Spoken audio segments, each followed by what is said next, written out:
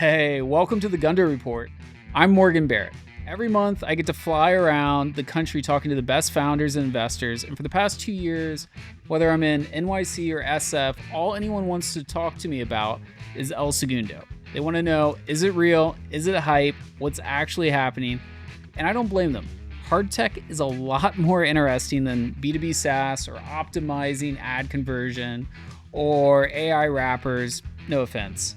So, I'm now documenting the conversations I have with hard tech founders and investors. My goal, though, isn't just to educate people about what's happening in El Segundo. I want you to move here and build something meaningful. If you're building something in defense, aerospace, mobility, etc., come check out El Segundo.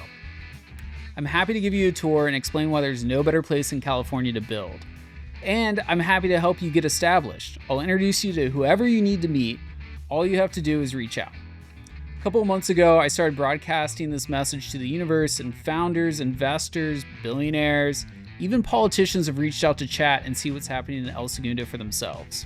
We've got some great interviews today. I'm checking in with the founder of Rainmaker, Augustus, and then I'm going to check out the Harbinger factory and talk to John, their CEO and co-founder, about building electric delivery trucks, and also check in with a couple other founders and investors along the way. While parasocial relationships are great, love a good podcast. If you're a founder or VC and you want to hang out in person, come to Tech Breakfast Club.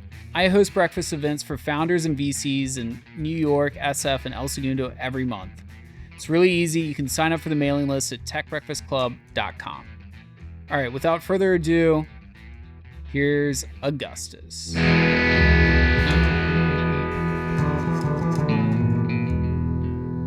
You know, we missed our anniversary. I was going back in our DMs, and we first met a little over 2 years ago in May of 2023, which is crazy because it feels like a decade has passed, or at least you've lived a decade of life.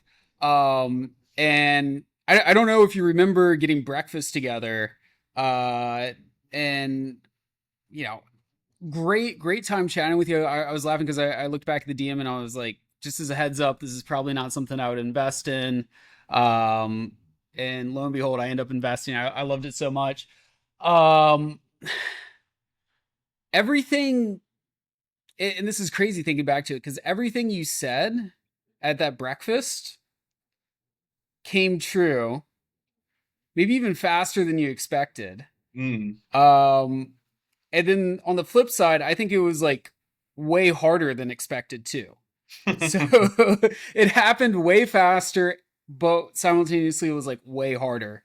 So 2023 May, what I actually just wanted you to like kind of go through the timeline of the company, and you'd had some success with your previous company, a groundwater monitoring startup. You sold that, and then it was time to swing for the fences. Yeah. So the timeline is dropping out of college in 2022 to focus full time on my previous company. I'd already been working on it for a couple years. Every single customer we had at that company said, it's great that I know how much water I'm using because of this technology, but I really just wish that I had more water. And so I looked into different modes of water production. Desalination is the obvious one. But if you're in Colorado, that's a non-starter. And so I looked into ways to produce more water in the interior of these countries, and also to do it at in a much more scalable manner. And cloud seeding was like the most exciting far and away, and only as of recently has been scientifically validated, right? Like as a useful and measurable means of producing more water. And so I was debating whether Rainmaker, even though I had incorporated it with the name Rainmaker in March, whether it was going to be a cloud seeding company itself or something else. But in March, I incorporated the company. In April, I raised my first money from 1517. And Shout out really, to Danielle, yep, right? shout out to Okay. Danielle and Michael and Zach. Love those guys. And really, that first year, we made some great hires, but we kind of just like punched ourselves in the faces over and over, um, because Rainmaker relies on like two pretty fundamental technologies right now. The first of which is radar to measure and validate how much precipitation we're inducing anthropogenically, and then to drones rather than planes to reduce the cost curve of operations, to increase the precision, to fly in more conditions than planes can because they're low to mountain ranges. But the mistake that I made early on, and I suppose it was a necessary learning, was trying to buy commercial off-the-shelf radar, trying to buy commercial off-the-shelf drones that could fly our mission spec, and neither were viable, right? Like the radar, the designs were 15 years old, the lead times were 12 months. The one vendor that we were working with got hit by a bus, so like that delayed the shipping by 2 more months. Um, and Is then that is that a euphemism, or was he actually hit no, by a bus? he was literally hit by a bus. And he ended up being okay, thank God. But like just that, not having that vertically integrated, not having our own control over the technology, that was like an intractable problem that took us about a year to fully learn and commit to. But similarly with the drone, right? Like we were buying commercial off-the-shelf drones from multiple different vendors, none of which were working, right? They were either $500,000 and too expensive for a pre-seed seed stage startup to buy, or they couldn't fly in severe icing, or some other problem, right? Like long lead times. And I throughout, remember you're using a fixed wing plane at some point, and you crashed and broke the nose cone, and that was a huge headache. But no more fixed wing drones.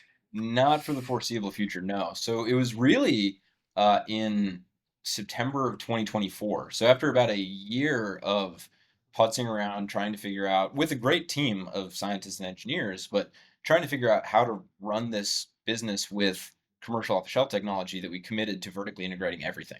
And at the same time that we did that, we also started our first operations in Oregon and Utah. And it's really been a meteoric rise since October of 2024, because that's when we began cloud seeding in Utah, Colorado, Oregon, California, the Middle East. And in so doing, right, like in working with all of these customers to produce more water for them with our own radar, with our own drones, we've become the biggest cloud seeding company outside of China. And so we're making more water than most desalination plants across the US. And really, the ultimate goal is to reverse the aridification of the American West. And I think that over the course of like 5 to 10 years, that is an entirely doable, albeit aggressive, but doable goal.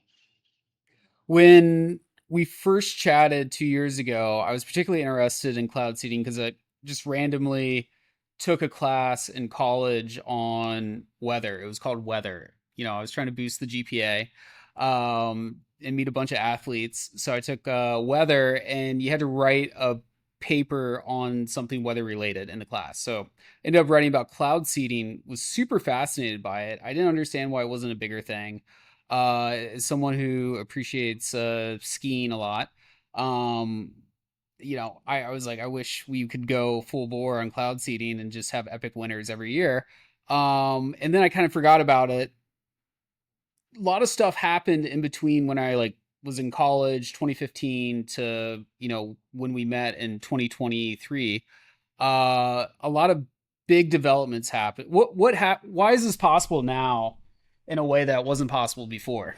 Yeah. So there's like one core technology and then two pieces of research that made cloud seeding commercializable and viable. Historic cloud seeding operations had a problem of attribution, right? Like if you fly a plane up into a cloud and sprinkle some magic beans and then it rains, that doesn't mean that you caused the rain, right? And so nobody was willing to pay for this, or very few extraordinarily desperate folks were willing to pay for this if they needed water. But only those few, because most folks said, well, if I don't know how much water I'm getting from these operations, then why would I bother?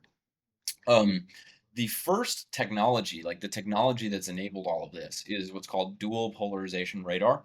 So what that means is you have radar, it sends light out, it reflects the light. You can then measure some condition that way. Dual polarization means you have one beam oriented horizontally, one beam oriented vertically. And so if more light is reflected on like the horizontal beam than the vertical one, then that means you have like an oblong target, right? Like whatever the light bounced off of isn't spherical, it's not uniform in shape. And that means it's probably ice. And so because of dual polarization radar, we're able to differentiate between liquid and ice in cloud.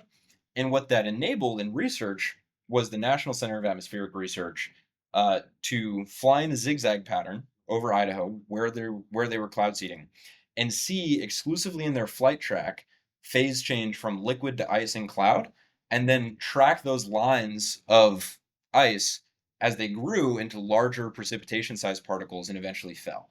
And so, because of dual polarization radar and the ability to differentiate between ice and water, ice and liquid, because of the National Center for Atmospheric Research using dual polarization radar to prove that you could measure how much precipitation was exclusively man-made, and then because in 2023, ETH Zurich, this university in Switzerland, replicated those results for the first time. We now know, Rainmaker now knows and is able to take that research and then implement it in the field such that we can tell our customers how much water we're producing for them on an event by event basis rather than relying exclusively on statistical modes of validation where we say like, well, maybe there's like a 5% increase in snowpack in this target region, but the weather varies a lot, so the error bars are big. Like with radar, with dual pole radar, we're now able to show our end user how much water we produce for them every time. And that's what made this technology viable. What does the math look like for a farmer in the West? Um, so if you look at, there's a couple ways to skin the cat here, but 1 kilogram of material up, right, of the nucleation agent yields about 40 million kilograms of precipitation down on the ground. That's about 100 plus acre feet. That is about uh Mm, sorry. That's about 30 million gallons per event, tens of millions of gallons per event.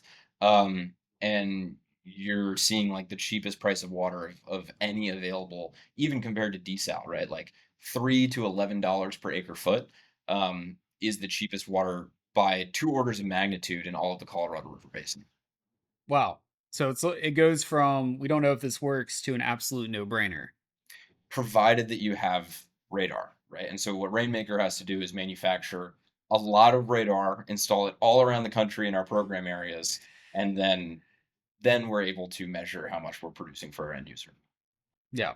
So we got radar. The nucleation agent hasn't really changed in 70 years. It's still silver iodide, right? Mhm. Is there any opportunity to innovate there, or do we just luck out and find the absolute best nucleation agent possible right from the jump? Well, we started with dry ice back in the day, and then converged on silver iodide later. Silver iodide, nucleates ice at -6 Celsius and below. And actually, it's comparably safe to aspirin in terms of like the LD50. And we're only using about 50 grams of it in every operation. So the amount that ends up in the soil after decades of operating is in the parts per trillion regime. So it's entirely ecologically, agriculturally, and for human health inconsequential. Nevertheless, the notion of using like a metal in the atmosphere is perturbing to some people. And so not only is there room to innovate, I think, in things that are overwhelmingly, obviously organic, biodegradable, etc., but also if you can nucleate ice at higher temperatures, so say -2 instead of -6 Celsius, then you can expand the window wherein you can operate, not just to the coldest 6 months of the year, not just to the Rocky Mountains and Sierras, but all the way down to the tropics for 9, 12 months of the year. And so that's something that Rainmaker is definitely interested in. But because silver iodide is well characterized, because we know that it is safe, we use that right now. Yeah. Um, okay, so going back to like the intro and the idea that you've moved faster than expected, but it's also been harder than expected. Well, can you talk to like some of the challenge? I think I know what you're going to say, but what have been some of the unforeseen or maybe bigger than expected challenges here? Um, I think that I mean, if you break it down into three, it's this, right? Like one, not being able to buy anything COTS was a real engineering and technical problem. We had to vertically integrate everything. Um, that was not the original plan, but it ended up being necessary, and it meant that we had to get a lot of spectacular engineers on board to build our own radar and build our own drones, and build our own drones that could fly in severe icing conditions. That was harder than expected, but we got it done way faster than I think most companies are able, just because we have maniac workaholics that care about making the world as lush and abundant and prosperous as possible, and so they put in the work to do it. The second big problem, I think, was aviation regulation. Um, for a long time, it's been really hard to fly drones in the US. It's been really hard to get permission to fly drones in the US, especially if you're trying to fly at high altitudes, in cloud, beyond visual line of sight. And so we were doing our initial tests in the Central Valley of California, and then needed regulatory approval to fly. So we had to move the whole company to one of like two places in the US that had deregulated airspace so that we could fly at altitude, which meant between October of 2024 and March of 2025, we moved the whole company from El Segundo temporarily to northeastern rural Oregon, and lived out of a warehouse there. Um, and, the talent density in Gundo is like non-negotiable. We always knew we were going to be headquartered here and stay here. But in order to actually test, we needed to fly drones, and to fly drones, we needed FAA approval. So we had to head up there. I don't think that many companies move their entire headquarters for 6 months to a rural town in the Pacific Northwest. And then the third thing is like PR and regulatory, right? I think a lot of people now know or have heard that weather modification is real and possible. Um, who is modifying the weather, how you're modifying the weather, what the consequences of that. It's obviously a big deal. And so I think people are right to ask questions and right to want caution and transparency. Um, but I don't think that people, in fact, I know that people don't yet really know the difference between, say, cloud seeding, solar radiation modification, which is geoengineering, and like chemtrails and contrails. And so, because they all kind of get mixed together, and chemtrails are like a notion that the government or Bill Gates or someone is like spraying neurotoxins on all of us to kill us or something, and that just happens to be up in the atmosphere too. Cloud seeding gets lumped together. And then 30 states this past year proposed legislation to ban weather modification, in all forms. And thankfully, it was only in Florida that that bill passed, because when we went to these legislatures and talked to these folks, um, they were all actually excited about the notion of being able to modify the weather in a way that mimics nature and produce more water for their farms, for their ecosystems, for their residential water supply, for their industries. Um, but it has definitely earned a lot of scrutiny, because I think a lot of people aren't yet familiar with what cloud seeding is, how we do it, how it's different than chemtrails. And even the Florida legislators that ultimately banned cloud seeding, by the time we were done talking to them, they all said, well, this actually seems great. We would love it. But if we change our position now, then we'll get primaried and voted out. Um, and so there's a pretty strong, small vocal minority that's opposed to any notion of precipitation enhancement, no matter what the upside is. Okay, I'm gonna put my conspiracy theorist hat on. Where is that coming from? hmm Um, well, I think that, again, to like empathize with a lot of these people, because of a series of lies that both the government and academia has participated in, let's say, like the last 5 years, they've lost a lot of trust in uh, what states say, what scientists say. And I think there's just like a default skepticism about uh, any sort of, like frontier science for that reason. So I think there's that. I think that there's some people that probably want to feel like they have some sort of secret knowledge, because it gives them like a form of control over their lives in the world that they otherwise don't have. The really crazy, potentially real origin of this could be like state actors.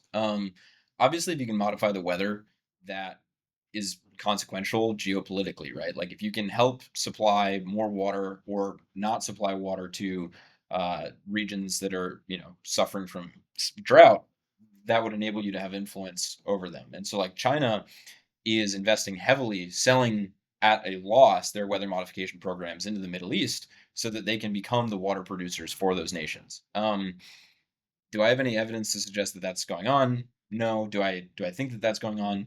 No, not necessarily. But would it be unreasonable to assume that China, because they want to have preeminence over the weather in the world, would be fanning the flames of these conspiracies? Maybe.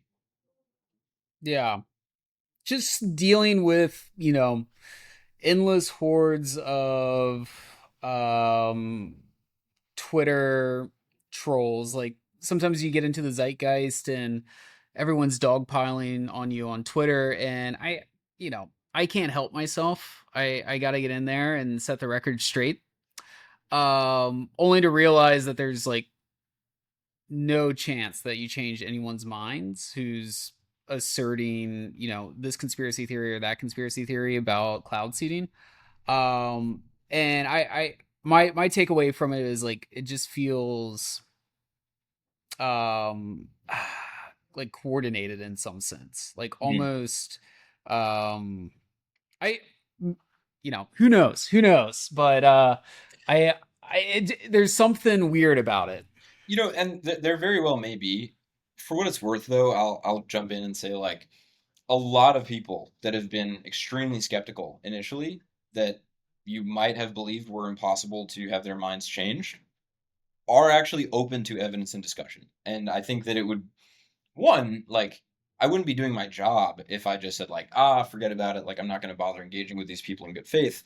Um and two, like because I know that sometimes like there are very reasonable people that have very real concerns and that they can be convinced of the utility of this stuff. Like I'm going to continue engaging with that in good faith, even if a lot of people like want to burn me because they think I'm a witch or something.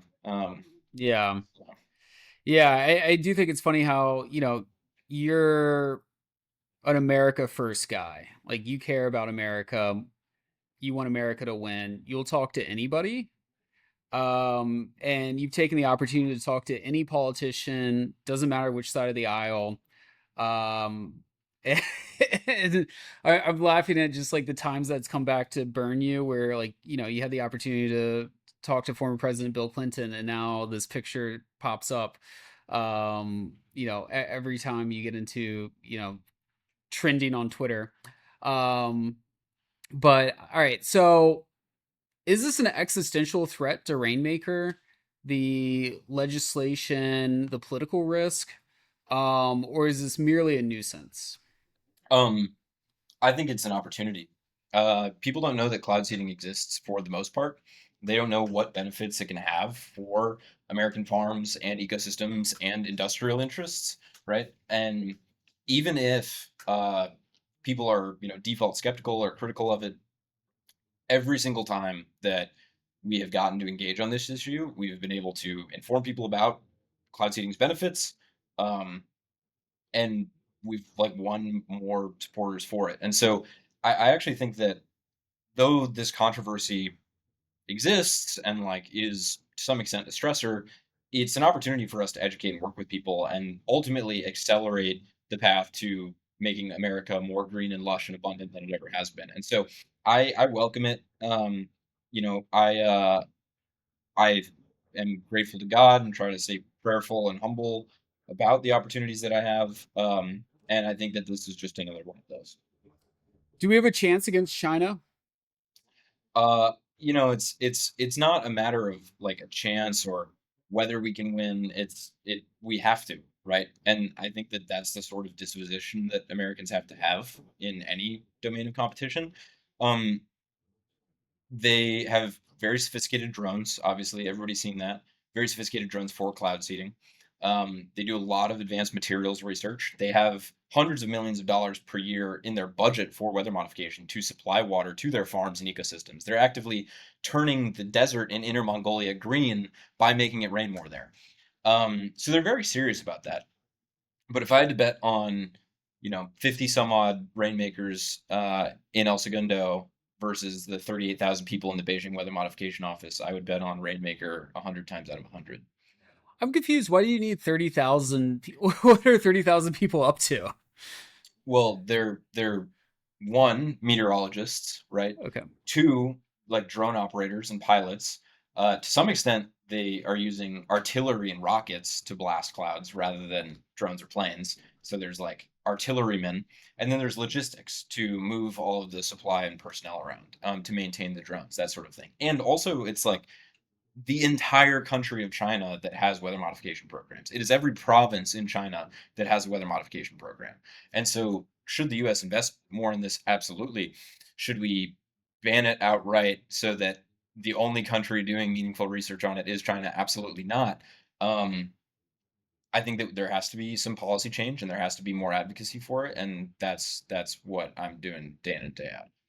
When you go to, because you're all over the world. Every time I talk to you, you're getting back from South America or the Middle East or wherever.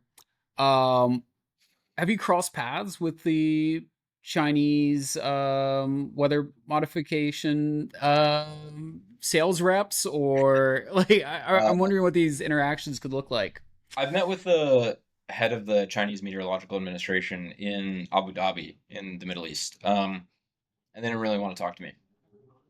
Yeah, I I I can understand why. Yeah, yeah, um, okay, so the last 6 months, really the last year, you've had a lot of just crazy moments. Anything stands like what stands out? Is it like getting trapped in knee deep mud in Oregon? Is it, riding a camel in between meetings in the Middle East? Like what any like just crazy moments that, you couldn't believe when they were happening?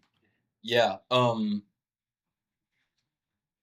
Well, man, I guess one thing that stands out to me, which maybe is exciting and maybe in a certain sense will be really boring, right? Is like producing evidence of effect of precipitation enhancement for the first couple times. Like whereas SpaceX succeeds when the rocket lands and everybody can see that the rocket landed, what's different for us is that we have this scrutable scientific process where we have to evaluate the evidence of anthropogenic precipitation versus natural. Um, and so we had a series of like case studies from Oregon and brought them to our scientific advisory board, people from ETH Zurich and NCAR and University of Wyoming, and we're like, hey, like here is all of the evidence of the affected area, like where we dispersed our particulate, having enhanced reflectivity, enhanced cross correlation, all these dual pole variables, and like subsequent precipitation. What do you think? Like, here's the points for it, here's the points against it. And they're like, oh, great, you did it. Um, and finding out that we'd actually had our heads screwed on straight and had worked hard enough to earn that kind of credibility. And it is to say that like we're done. There's a lot of research still to do, but that was pretty overwhelming to like see and talk to all of these people that have kind of been my heroes for the last like 2.5 years as I've read all their papers, sign off on some of the stuff that we've done. That was pretty exhilarating. Now, in terms of just like straight up crazy, there's some stuff that like I won't even say on this recorded thing. Uh, yeah, I mean, I think living out of a warehouse for 6 months with my whole team, where we converted the offices into bedrooms, and the bedrooms started to, uh, you know, feel and smell like people had been living in them for 6 months, um, just so that we could get our drones off the ground, so that we could enhance precipitation.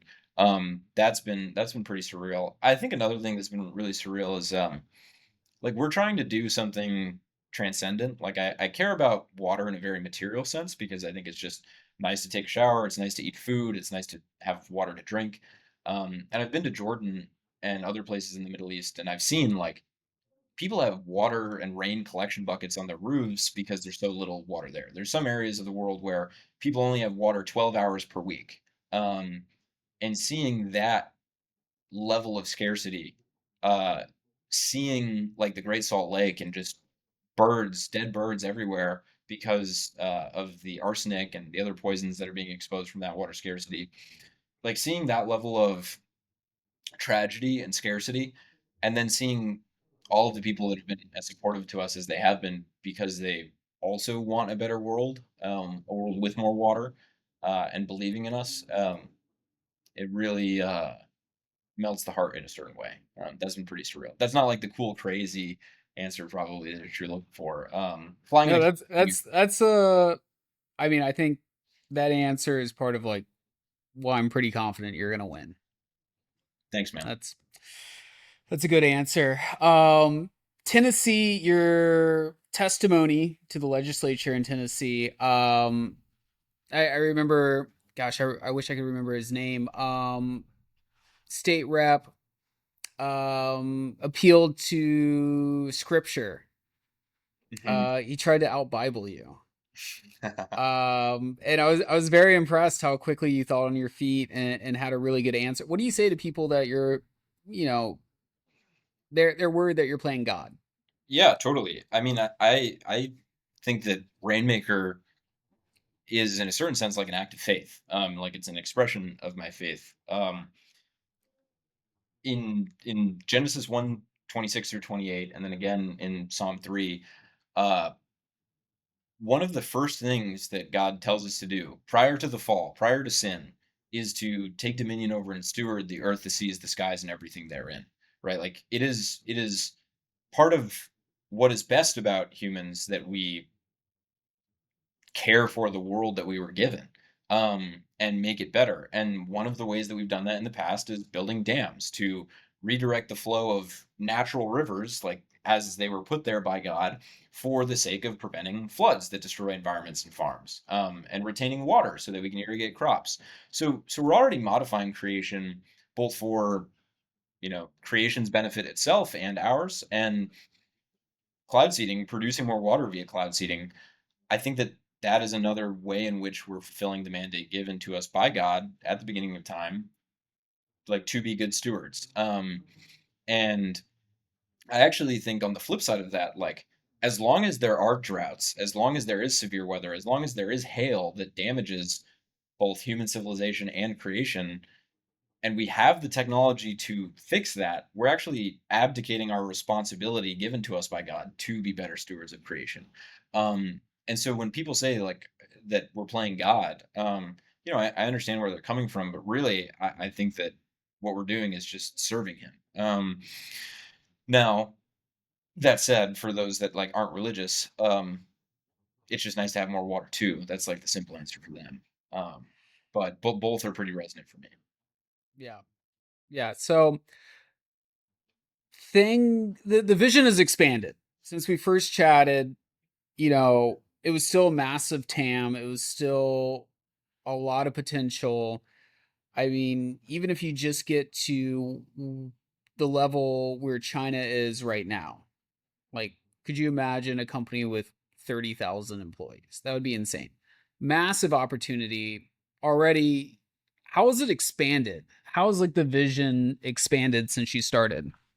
Well, I'll say like what I want to accomplish by the time I pass away and like give the company to my children. Like I would like for the Great Plains to extend into West Texas, New Mexico, Arizona, the Inland Empire of California, and connect to the Central Valley. Like all of that land could be green and arable for our own interest and for the ecosystem's interest, if we so choose.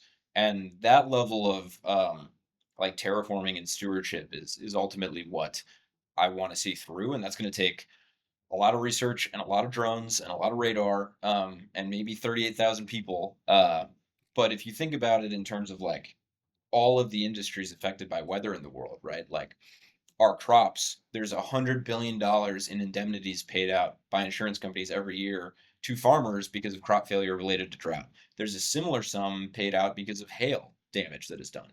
Um, Ultimately, I think that Rainmaker's end state is like Earth's terraforming company. I want to make the planet as hospitable and habitable for us as possible.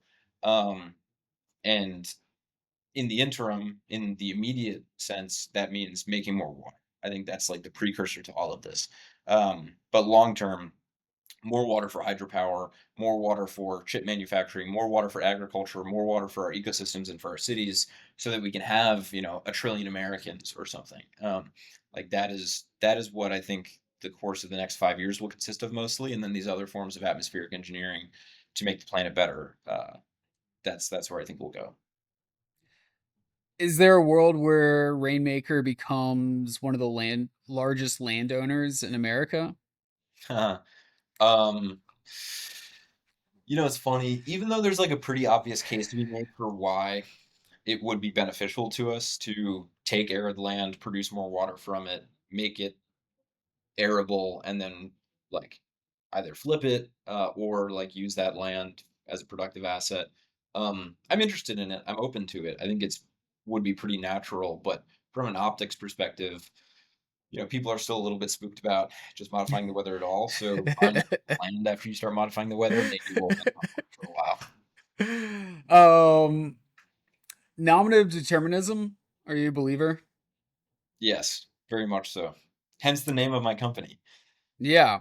Well, I was also thinking, I just got back, had a couple weddings in Italy, so spent a month in Italy, spent some time in Rome, and Augustus, um, part of what cemented his legacy was he just lived for a long time. He was in power from his 20s to I think he died late 70s, early 80s. Um, and he had the advantage of like nobody living at that time could remember a time before Augustus and the Rome that he created. And he took Rome from a city of bricks to a city of marble. Um, and it like you don't hear many founders talk about handing off a company to their children. Longevity is such a massive advantage. I'm grateful that you got to start this company at what 23, Hmm. and this is Actually, 22, I guess. 22 technically. 22. Yeah, and this is a worthy quest for a lifetime. Um, That is, I think Augustus is a greater man than I. He actually became one of the triumvirs when he was 19. So I've got a little bit of catching up to do if I'm going to keep pace. But I respect that man a lot for all the good that he did to the world. And everybody, I think, in some capacity, wants to live up to their namesake. I'm not that guy. I'm certainly not Augustus Caesar. But I definitely want to do as much as I can for the world. yeah, yeah, and then one of the other things that stuck out to me in our like initial conversation at that breakfast 2 years ago, El Segundo, you knew it was going to play a big role. I don't know how you knew that. You'd started your first company in Texas. You're from Connecticut. You're at Berkeley for a little bit. And from the start, you were certain. I think you were more certain of El Segundo than anything else. And I came away from that conversation feeling like I had insider information that if things were going to go like you were projecting, that El Segundo Rainmaker very important, but El Segundo might be equally as important in its place in history. What how'd you know? Like what what called out to you about El Segundo? Yeah, it's a magical town, and I'm more grateful than I can say in words to it and to the people in it and to the mayor. Um, but I guess there was like the dynamics within El Segundo, and then there was just the zeitgeist writ large, and those things were pretty symbiotic. So in El Segundo, right, like we have the legacy of the refinery, right? Like Rockefeller's second refinery in California being built at here has just made it this epicenter of industry forever. And then all of these small 1,500 to 6,000 square foot facilities that were machine shops that serviced first the refinery and then all the defense primes when they came here. It means that there's tons of space for early stage deep tech companies doing light industrial or heavy industrial stuff. It means that there's tons of engineers from the primes, from the refinery.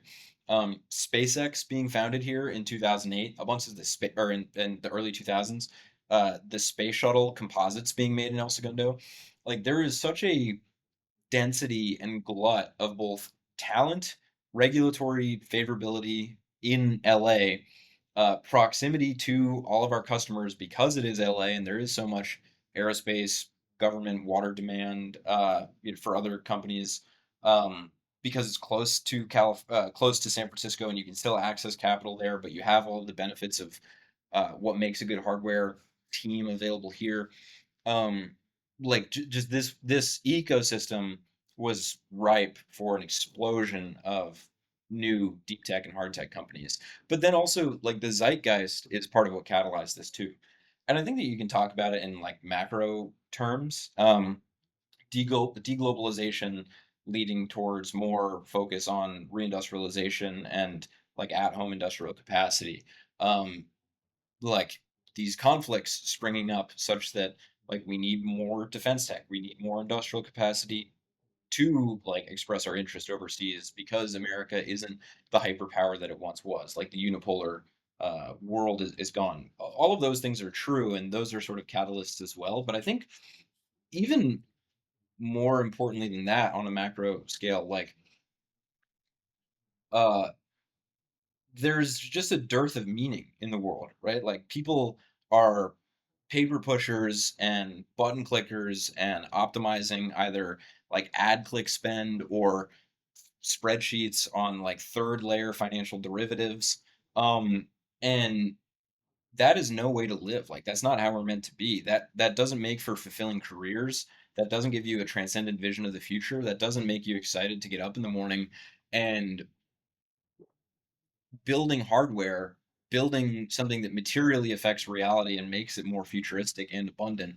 Um, like that's something that everybody desperately wanted. It's something that I felt growing up.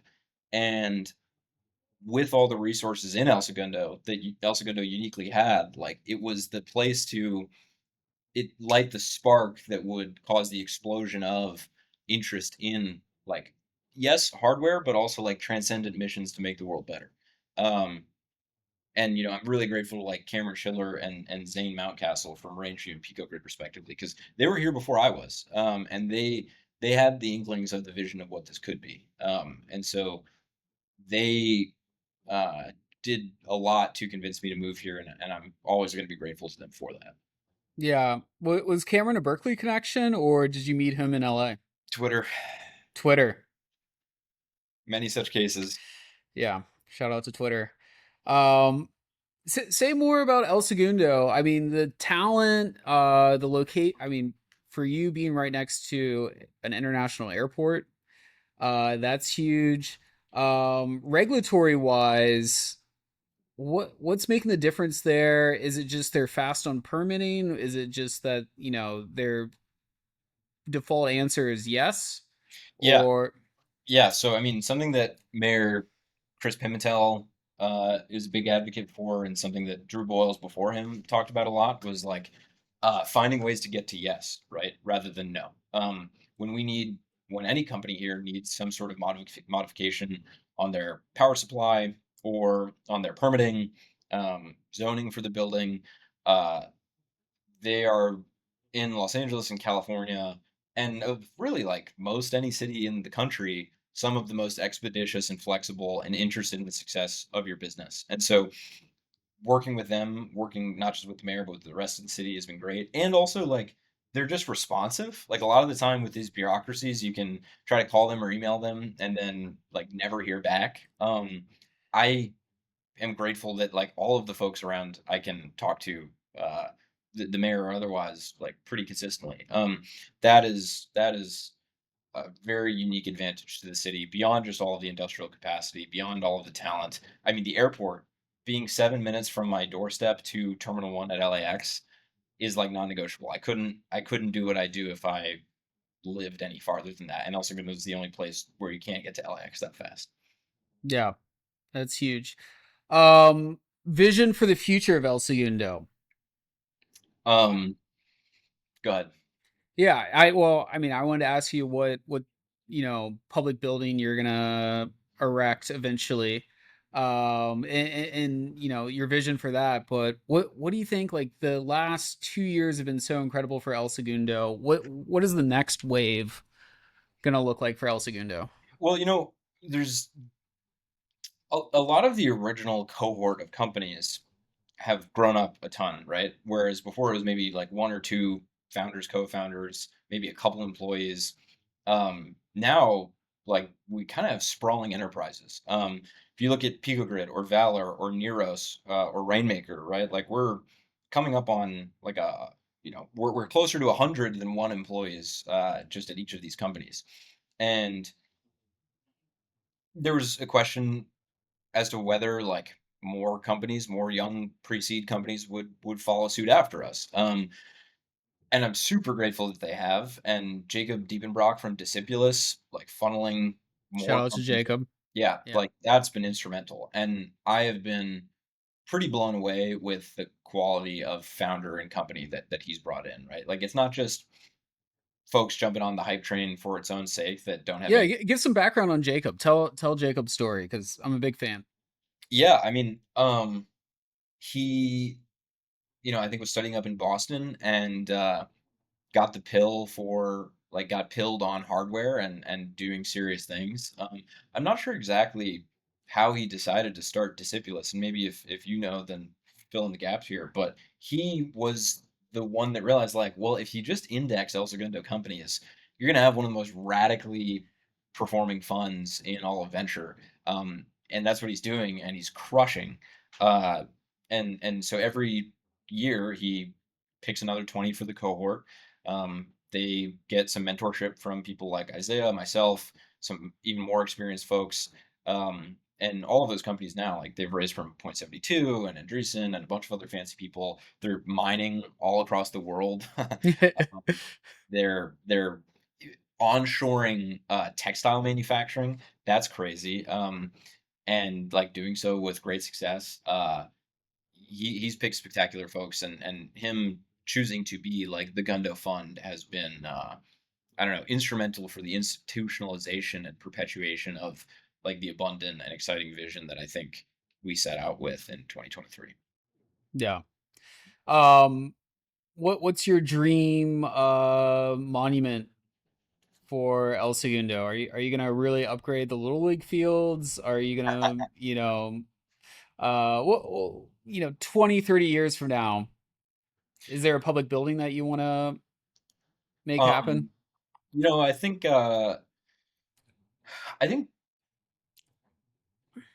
there's two sorts of public works that I would love to get to participate in. Maybe three. Yeah, I'll say three. One, the man that built the town is like John D. Rockefeller, right? And be it in bronze or titanium or otherwise, but like a monument to him to express our gratitude for all of his grit and ambition and how much more abundance he brought to El Segundo and created in El Segundo, but also for the rest of the country. Like a testament to him so that we can reflect on the sort of ambition and aspiration that we should have. That would be meaningful, and maybe something like that down in Library Park would be nice. Then, we go down to Dockweiler for bonfires on Fridays. That gets pretty packed there. If we had, a bonfire pit in Wiley Park or otherwise, that all of the community, and not just the startups, but like the kids from the local high schools or the folks that just live around town or the people that work in Mattel, if they could come and participate in all of that with us, and we had like a real community gathering space for bonfires, that would be really special.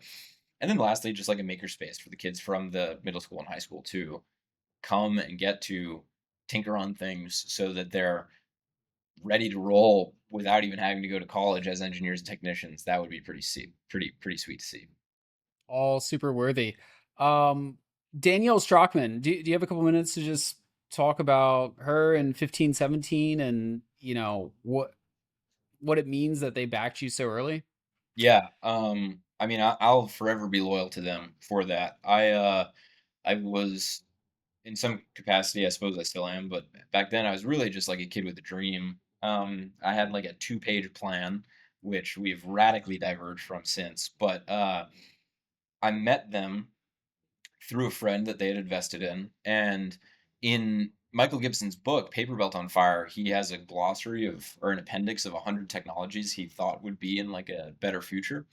And one of them was cloud seeding. And when I showed up to him and to Danielle and said, like, hey, the fundamental issue in cloud seeding is attribution, you can solve attribution with these advents in radar tech. Look, it's been done in academia. We can operationalize this. Um, I mean, they took a huge bet, right? Because I think I had my like final investor call with them from my grandma's dining room. There was really not a lot going on. I was dead broke. And them supporting me and other like pretty radically ambitious builders doing like serious innovation. Yeah, for that I will forever be loyal to them, and I really admire the fact that they are trying to inspire more young people to build great things. Yeah, truly. Truly. I stopped by headquarters a month ago, 6 weeks ago. I was shocked how much has changed. Uh, you know, a year ago, a year and a half ago, you took up maybe 30% of the space. Now the warehouse is busting at the gills. Like Yeah, it is, about you're 110% of the space now. yeah, you're spilling out into the parking lot. Um, I know that you're keeping a lot under wraps about some of the technological advancements that you made, but what does it look like? I'm a farmer. I contract with you guys, or I'm a state agency. I sign an engagement with you guys. What is that going to look like? Yeah, I mean, I think that we can be pretty transparent about that, right? Like, I'm not going to give you the design of our RF board, but it looks like this. We have meteorological software that uses historic radar and satellite data to assess where supercooled liquid water has occurred to determine whether there's a high enough density of seedable clouds over your region of interest for us to start a program.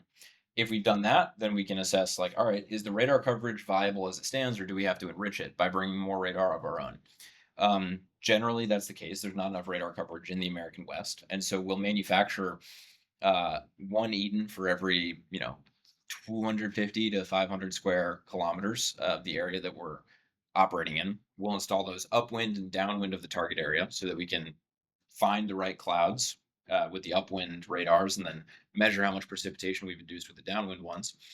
Once we've manufactured those, we'll also manufacture the drones. So the radar is called Eden, by the way. The drones are called Elijah. It's a reference to First Kings, where Elijah prays for rain. Um, and those drones are the only drone under 55 pounds in all of NATO that can fly in severe icing. So we're not a defense company, but that's a pretty cool capability that we had to engineer to fly into these seedable clouds. And so once we've manufactured the radar and installed them, manufactured the drones, we'll have a team of meteorologists on call 24/7 for the duration of the seeding season, which is like October through April in the northern hemisphere. If we see good conditions coming in, we'll start intensively observing the radar. If we find super cold liquid, our teams will deploy the drones, fly them up into those clouds, and then begin seeding. And 15 to 45 minutes later, you can see precipitation from the operations. And we'll keep making more rain and snow for you for the entire season. And there has to be a forward deployed engineer on site, or will eventually be autonomous. So we're building something right now called Disco, drone in a shipping container, that will autonomously launch, land, and resupply the drones, so that we don't need FDEs everywhere. We'll always need FDEs for maintenance, installation, and upkeep, and some of our more rigorous testing on new platforms. But we're trying to roll out in January 2026 Disco to automate flights. That's exciting. Um, Last question, then I'll let you know go. I know you got a super busy schedule. You're about to hop on a flight and then circumnavigate the world. Done a ton of media. You've learned a lot, like your media training. I don't know if there is any media training. Maybe you're just like supernaturally gifted, but every week, every 2 weeks, something new, another level. You're on cable news. You're on a massive, podcast. Who's Sean Ryan? Was that the last guy? Yeah. What stood out? Has it had any impact or like measurable impact? I mean, it's always good to tell your story to big audiences, but what's come from that?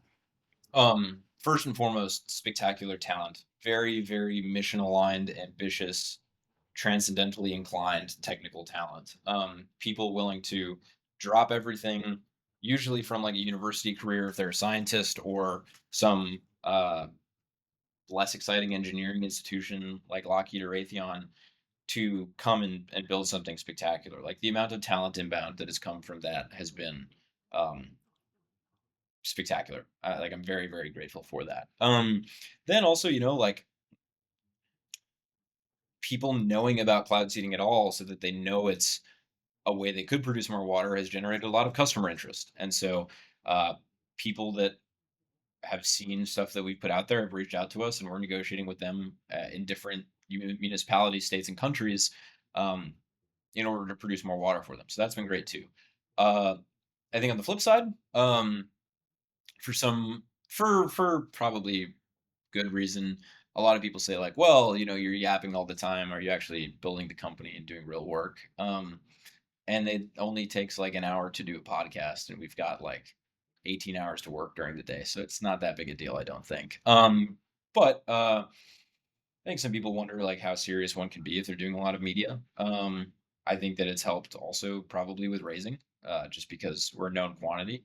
Um, and I guess beyond just Rainmaker's immediate interest, right? Like I care more about I care about more than just the company. Like I obviously want Rainmaker to grow and be great and produce lots of water.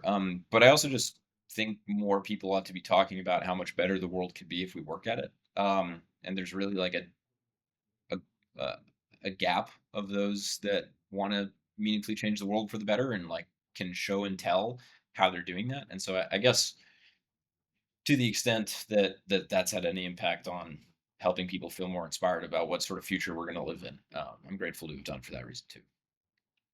Oh yeah. Well, Augustus, thank you so much.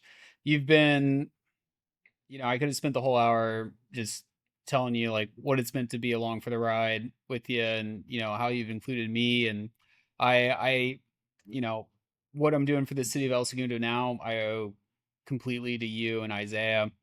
And I'm honored to be part of the mission. I'm super, super grateful to have you along for the ride, dude. It's pretty sweet to, it's really special. There's this, what's it called? It's a song by Drake called Over. Um, and there's this one lyric that really stands out to me, which is, I know way too many people here right now that I didn't know last year. Who the hell are y'all? Um, and like in the wheeling and dealing crazy world of tech and venture, like there's a lot of unfamiliar faces, and that's part of the business. But to have friends even from a few years ago, that's special. So I appreciate it a lot, dude. It was great chatting with Augustus, and I can't thank him enough for everything he's done for the city, the country, and not to mention me. For a long time, Augustus and a bunch of other founders like Zane at PicoGrid and Cameron at Rangeview, they've done a marvelous job serving as ambassadors for the city. Their companies have grown incredibly quickly. They're busier than ever. Um, so one of the goals of the city of El Segundo, they want somebody here to be an ambassador to kind of take the load off of these OG founders. So I'm here for founders who are considering moving to El Segundo. Please reach out. Anything I can do to help you get set up here, from picking you up at LAX to give you a tour, to helping you find space, to introducing you to whoever you need to talk to in city government. Please let me help and accelerate your progress. Reach out, DM, email, LinkedIn. Just get a hold of me and we'll get you set up. Next up, we're heading to Harbinger's factory. We're going to talk to a couple people. First up is David Tearse, founder of Karman. I'll let you take it over and just explain what you're working on. Yeah, basically, like I was an entrepreneur in residence at Riot Ventures, looking at a lot of different ideas, and the area that I just kind of kept coming back to is energy, and believe strongly in this energy transition going to continue happening, and looking at where there are different opportunities within that. And the industrial sector is kind of this always sleeping giant in terms of the amount of energy consumption it has, the amount of emissions that it emits, and that also a lot of the technology that they use is pretty lagging. I met my eventual co-founder through a contact at Hyperloop One, and he had been working within this energy space for quite some time. He was at Antora Energy as head of technology, which is big thermal storage.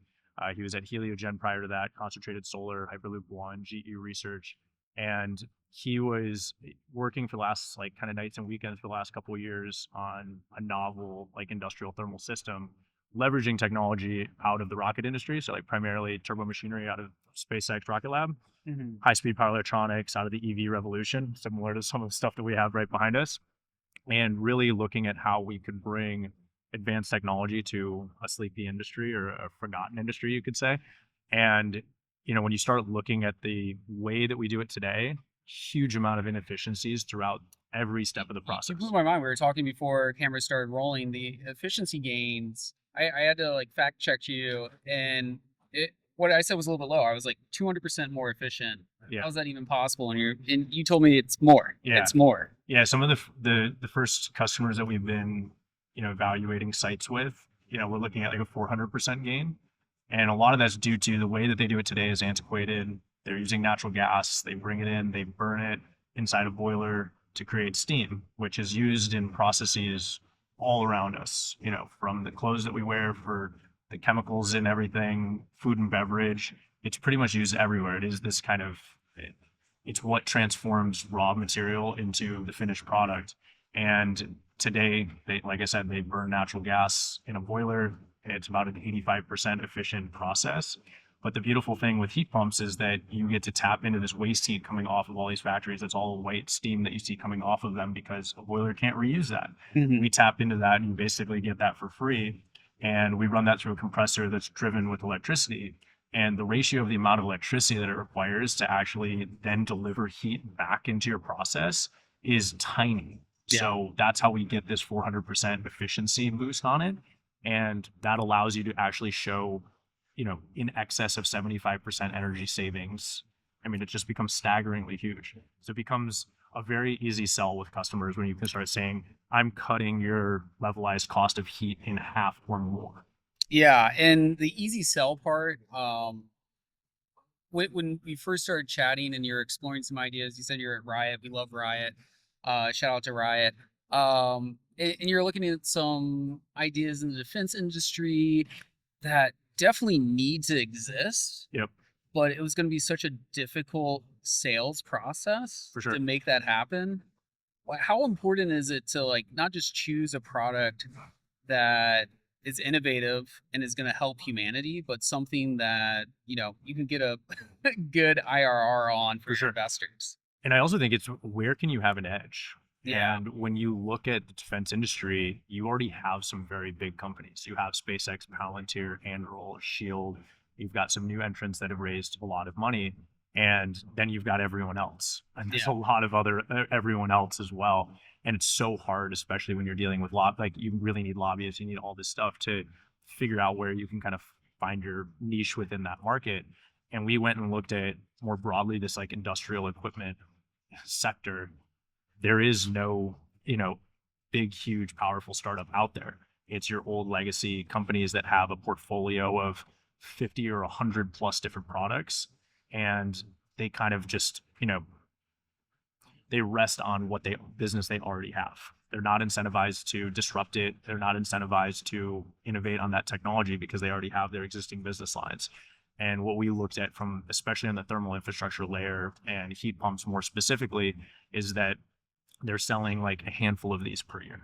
Yeah. And they're selling monster projects. They want to do 50, 100, 150 megawatts because they can just make a lot of money on building a massive project. That's really like, when you look at the 700,000 boilers globally, you're just like scratching the surface of it. And what we found is that if we can take this other technology that increases the performance of the system, dramatically reduces the size and cost of it, now your TAM opens up so big that now it really makes sense to mass manufacture these. This was very much by design. Like I was doing this EIR program. We did a lot of the prep work before we actually launched the company between my co-founder and myself, so that when we actually launched, we just hit on the accelerator and we were moving fast right from the beginning. We hired the initial core team very quickly. We pulled together, you know, I believe a really world-class team of experienced people. and again, by design. And, about half our team comes from SpaceX and Rocket Lab. The other half comes from energy and manufacturing space.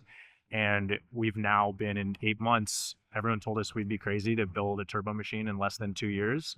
And we now are planning to turn it on next week. So about 8 months after we started the company, we're assembling this thing right now. I know right after this, you got to run and get to a test. Yeah, I have to go get to a test right after this. And it's not a subscale prototype.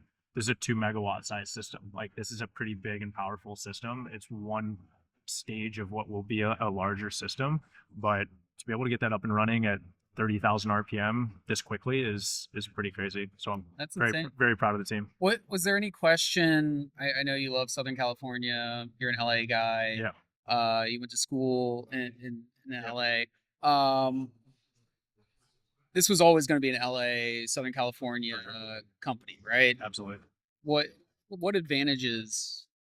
Talent density here is unmatched anywhere in the world for hardware. Elon didn't pick this place for SpaceX by mistake. All of this aerospace here, the legacy aerospace was here, and now the diaspora of people that have left SpaceX and gone on to do amazing things is pretty astonishing. And when you look at where we're pulling core technology out of, it's the rocket industry. So great, we've got SpaceX, Rocket Lab, Relativity, a lot of rocket companies here with that for competency in turbo machinery, high-speed power electronics coming from the EV revolution. We've got Tesla and Rivian here as well, and just a huge manufacturing base as well. Like, we can go to machine shops that are local. We're able to go and visit them pretty easily. And what I also think is a huge recruiting advantage we have is that if you're another rocket company, it's pretty hard to pull people out of SpaceX. Yeah. You're like, hey, I'm working at the best one out there. Like, why would I leave when I have all the resources and we're doing amazing things? But, they start to quickly do the math on, like, every single time we do a rocket launch, the emissions that come off from that. And yeah, we want to get to Mars, but the rest of us are stuck here on this planet. So we really have a strong mission that I think resonates with people of, like, hey, I've done really amazing things within the rocket industry. Now I want to go take my talents to a more positive impact for society. And while at the end of the day, like, we don't call ourselves a climate company, we are an energy efficiency company, and we're going to sell our customers on, we're going to save you a boatload of money.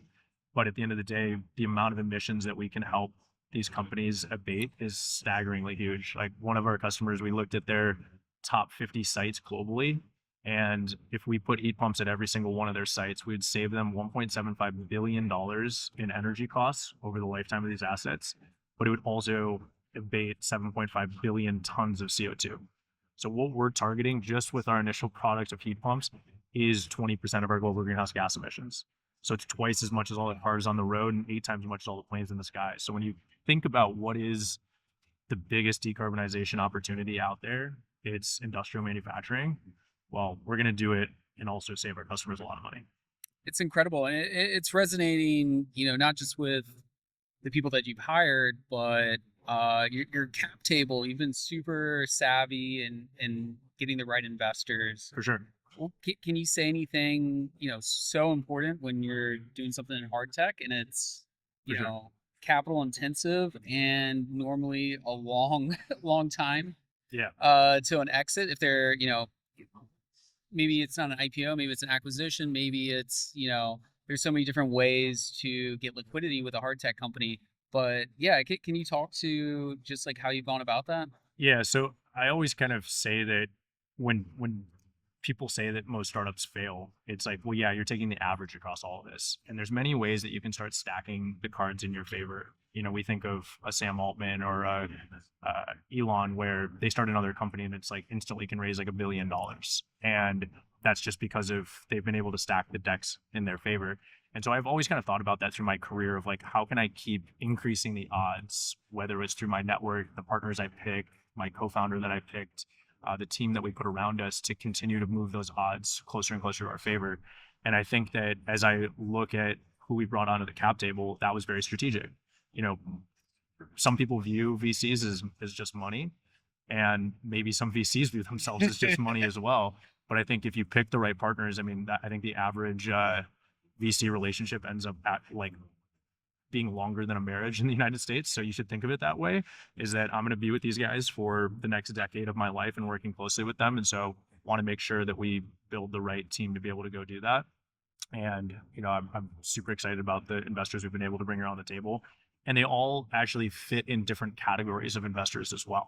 One of my investors, Jonathan Lacoste at Space VC, I probably talk to him twice a day. I text with him all back and forth all day because he was a former founder and ran his company for like 10 years. And so he knows what it's like in the early days, and that he can truly add value with just sometimes like the most random things that are just outside of even just Karman. It's just, I can't come up with an example right now, but just all the little things that can help me move faster.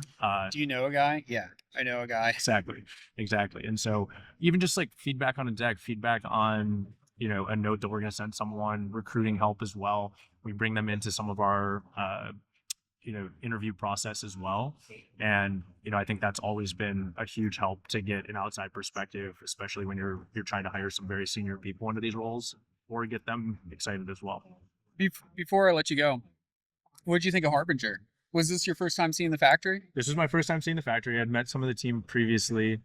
I really find a lot of parallels in what they're doing to what we're doing, where it was this, you can see behind us, this one chassis is the kind of status quo, and it's like 60% of market share, and it looks like it was made 50 years ago.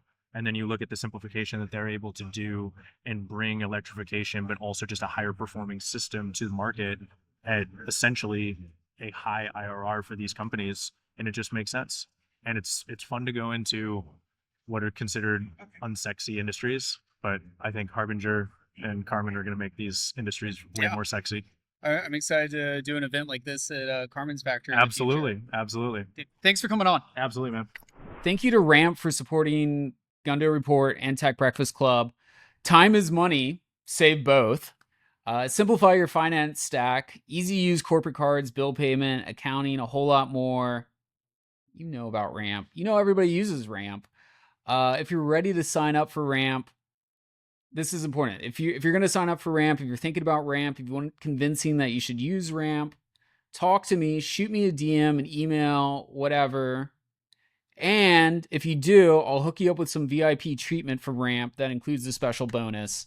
All right, so I'm here with Jake from Maniv, early investor in Harbinger. Yes, sir. What do you think? Pretty amazing day, right? Look, it's incredibly gratifying as an investor to see things like this come real, and that all boils down to being able to associate yourself with incredible founders that not only have the determination, the drive, the resources, obviously, as well as the timing to be able to read how the markets are going to evolve and put that to work. So we've been involved with Harbinger since the seed round back in 2021. It's awesome to be able to bring more investors in the LA tech community here to come down, a little bit further from, Santa Monica and the rest, and El Segundo, and see what's happening down here in Orange County. So you're based in Southern California? No, I'm based in New York. You flew all the way out here. Thank you so much for this. No, happy to be here. The Harbinger team, we have a really cohesive investor base that works together to support these guys every step of the way. And so whenever they're putting on events, we want to make sure we do what we can to continue to fly the flag. So when you saw the pitch deck, and that's all it was when you first got introduced. Company called Electron Transport. John in the pandemic, working from home and a little bit of a WeWork himself and his cats on Zoom. And, really the idea, what kind of inspired us first and foremost. And by the way, maybe just a second of context on Maniv. We're an early stage fund based between New York and Tel Aviv, investing in deep technology, business model innovation companies throughout the transportation sector, decarbonizing, digitizing movement of people and goods. And we invest on behalf of, in addition to some fantastic financial LPs, a lot of the core automotive industry, OEMs, tier ones, energy companies, infrastructure developers, fleets of different shapes and sizes. And so we've seen plenty of OEM pitches over time, but the combination of not only the experience of this team, but also their super acute laser focus on medium duty was what got us so excited about this business. Medium duty in its own right represents a segment that's incredibly large, but in the same vein, many of the other OEMs that are targeting this space have other products, whether it be Rivian a little on the lighter duty side, Freightliner and others that focus a ton on Class 8 as well. Ford, they have an existing product, but not necessarily the top priority for them to electrify. We just saw a ton of white space for a team super laser focused on this goal, a time window to execute, and being able to bring the capital required together for this team to punch above their weight and get from idea to product so quickly. That was the journey that we signed up for, and that's panned out from 21, 22, all the way through to today. Yeah, it's incredible that they're, big vision to start with, and then they've been able to execute. How much time are you spending in Southern California? How much I spent in Southern California? Recently a bunch, because I was out here for ACT Advanced Clean Transport a few weeks ago, where, again, Harbinger was one of the biggest exhibitors and it was fantastic to see. So typically out here two or three times a year. I have a feeling we'll make more investments in the area. So many really cool things happening in the hard tech world. And again, if you're investing in the decarbonized transportation sector and the digitization of physical industry, you have to be spending time with founders out here, given everything that's happening in the area. Incredible. What else has you excited in electrification? Yeah, I think one of the unique things about Maniv, by the way, and like I mentioned, based between New York and Tel Aviv, super global network and portfolio. We kind of say we invest as far as democracy travels, which maybe that's shrunk a little bit over the course of the past 5 years. But that being said, we are incredibly interested by a lot of the business model companies and consumer mobility companies that are popping up in emerging markets like Latin America, like India as well, that are taking advantage of electrification, where it becomes a financial imperative to electrify various assets and offer a more compelling product to consumers. So I'll give two examples of that go a couple thousand miles away from LA and Southern California, but they're worth commenting on. One, a bus platform company by the name of Fresh Bus, based over in Hyderabad, India, that is 100% EV, 100% asset heavy bus line. And by way of all the fantastic incentives that are out there, paying no taxes, no permitting costs by way of EV, being an EV operator, they're also building out all the infrastructure to run their buses in various routes and overbuilding that infrastructure to be able to become third-party charging operator over time. They're operating on a per kilometer basis 25% cheaper than the diesel competition. That's a massive imperative to electrify and then funnel that incremental margin to building a great customer experience. That resonates. It's similar to Harbinger's story, where it makes financial sense purely from the start. Correct. Which, if you want things to go electric, that's the best way to guarantee it. That's our imperative, right? Yeah. So when we think about the sorts of businesses that should be electrifying, it needs to be those that do so from a financial imperative. There's capital out there that will go and support businesses that are going after maybe different targets in electrification. For us, plain and simple, it boils down to a product that meets customer need and does it where the dollars and cents make sense. Because otherwise, you're going to face a fair amount of struggle over time. Hey, building any hard tech company, you're going to face struggles, but that consumer value proposition from day one on the technology, but also in kind of the spreadsheet math as we kind of talk about it, needs to make a fair amount of sense. Incredible. Jake, thanks so much for making the flight here to Southern California. I know you got to head back to LAX, but I really appreciate it. Appreciate it, and hopefully I'll get an outfit like you one day. I want to say thank you to Citrin Cooperman for their support. If you're a founder and need an accountant, talk to Tom Porcelli at Citrin Cooperman. This is the most frequently asked question I get. Everyone is scrambling to find a good accountant. Citrin Cooperman specializes in high growth companies, and they want to grow with you. What does that mean? Well, early on, they have a flat fee program that takes care of all your needs. Then, when your growth hockey sticks, you're set. You got your accounting, your tax, everything is dialed so you don't have to worry about it. You avoid costly cleanup down the road. Tom Porcelli at Citrin Cooperman. It's your day one accounting partner. I'm here with Colton from Litquidity Ventures. Howdy. Dude, it's so good to see you. It's crazy to think that the very first one of these tech breakfast clubs that we hosted in Southern California, or maybe it was the second, was with you at like a biker bar. Yeah. And now we're here in this incredible factory. It's wild. I mean, it kind of mirrors just the growth we've seen kind of in the area, right? I mean, the very first one you were at, you co-hosted with Augustus. That was the first time I met him. We hosted that second one. And man, this ecosystem has just flourished in a huge way. A lot of companies have sprung up. Of course, companies like Harbinger and stuff were here long before we started hosting, or you started hosting tech breakfast clubs. But it's been really cool to get ingratiated with the community and see how tech's been able to flourish out here. Yeah, and I still think about the speech that you gave at that event. Incredible order. If you ever, what's your rate for a wedding speech? Like you're the man. Well, if you remember, that speech was announcing my hard tech investment I'd made the day before, which was my engagement ring. And I'm proud to say I just got back from my honeymoon last week. So another kind of marker of time there. But Dude, I mean, you bring a lot of energy. There's a lot to be excited about in the area. Yeah, yeah, and you've fully embraced it. Hard tech, I think, personality wise, definitely resonates with you, and it's so good to see you. Whether it's at, the Valor Atomic unveiling that, I think that was the last time I saw you before you jetted off for your honeymoon. But yeah, it's resonated with Litquidity, and personality wise, I think a lot of the founders vibe with that. But I think you and I, personality-wise, have both grown a couple inches of hair since that event, just to fit in. yeah, it's in my contract with the city of El Segundo that I'm not allowed to cut my hair. So Samson of the South Bay. I love a lot of pressure. But what's got you excited? I know there's some cool investments coming up, but what can you announce? What can you talk about? Yeah, absolutely. We are at Liquidity Ventures. We're an early stage syndicate focused on founders who are transforming the status quo, so to speak. I think no one's doing that better than El Segundo and South Bay. Really part of the larger trend towards American exceptionalism, looking at infrastructure, kind of applying the Silicon Valley approach to like legacy technology in other spaces. So that's obviously expressed well in the hard tech scene out here between manufacturing, aerospace, industrials, a lot of systems there, but a lot of other, legacy systems with a lot of regulatory work that makes innovation difficult, education, healthcare, other spaces like that.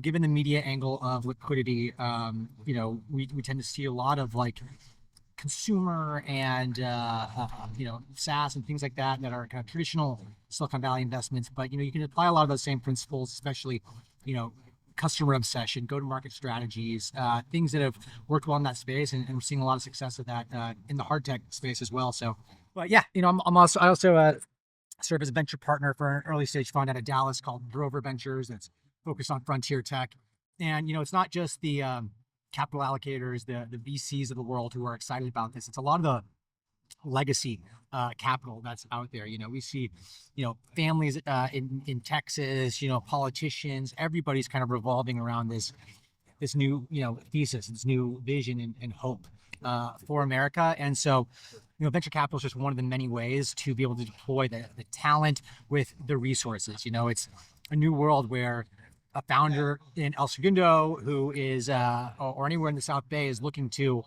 build something that requires a lot of political or regulatory oversight. And now there's VCs, there's family offices who are willing to make that connection, 1 degree away, and bring sort of this massive amount of not only capital, but institutional knowledge and familiarity to, the energy that the people who have a new vision for the future. So, just a lot of things to be excited about, a lot of creativity, a lot of just new ways to see the world. I mean, I'm a recovering lawyer by trade. That's how you and I met, was through the legal world. And this sounds silly, but, I was, for lack of a better word, radicalized when I saw the Starship launch out in Starbase, Texas. I mean, you can literally feel your rib cage rattling from miles away watching this thing go into space. And I mean, it feels like what it must have felt like for Americans to see the moon landing. And it's a lot of excitement for the world we can build and have a world of a lot of pessimism. It's exciting to see a world that can actually be better for our children, the next generation. It's incredible. And one of the things I wanted to ask you about was, 18 months ago when we were just meeting founders in El Segundo, a lot of them for the first time, Augustus was just getting started. We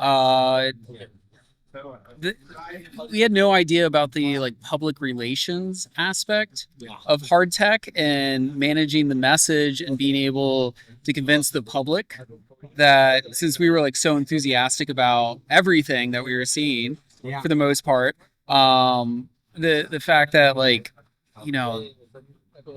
Twitter mobs of people that you would imagine would be very supportive of innovation could be anti-innovation. And what are you thinking about with managing the message and getting to the right news sources and kind of crafting conversations before they even start to happen? Oh, I mean, you hit the nail on the head. It's so much about narrative crafting. People buy into stories, and that's really the story. I think that is the reason VC is interested in this space, is there's a new narrative out there. There's an original story to be told, and that's really what you're selling when you're pitching a VC. You have this company, maybe they're early stage, and a lot of these hard tech companies are not creating bleeding edge technology. While there is a lot of deep tech innovation going on that's, cool to be excited about, a lot of these companies are just applying technology that's been around for 20, 30, 40 years and haven't applied new business processes to it. And while, in the past, venture might not have been interested in it, there's now a story that says, look, we could change the world and be here. And, 5 years ago, maybe they said, you need all these, there's so many barriers to entry. Now suddenly people have broken through those barriers, and it's creating this vision of a world where venture capitalists say, I can see the 100,000x, vision from a capital perspective. And that inspires politicians who want to see that from a policy perspective. It inspires customers who want to work with new and exciting technology and see the way that could, inspire them. And, I was talking with an early stage company who's been around for 6 years, and they've kind of seen the way this shift has happened and the excitement of the South Bay. And they're wondering, how do we become part of that new vision that, you're seeing other people in the ecosystem want to graft on to the energy, and why wouldn't you? And we talked about, a story of two companies, and this company you and I are both very familiar with. It's a hard tech company that their new technology isn't necessarily new, but they're applying it new ways and new customers and in new ways it can be applied.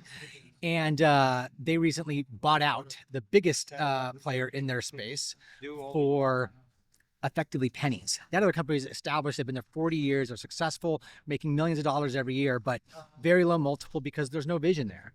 And so, the story of vision, inspiration, and conviction is really what's going to define, the next generation of technologies. That's going to define, not just, capital returns of funds in the short term, but also, massive questions of American sovereignty, energy independence, human transportation, ability for society to thrive and grow. So the narrative, I think, they say culture eats strategy for breakfast, and a lot of these places are buying into this culture and this narrative in a really, really exciting way. Are you in Southern California full time now? Are you still living at Starbase? Good question. Yeah, I was going back and forth to Starbase for a while.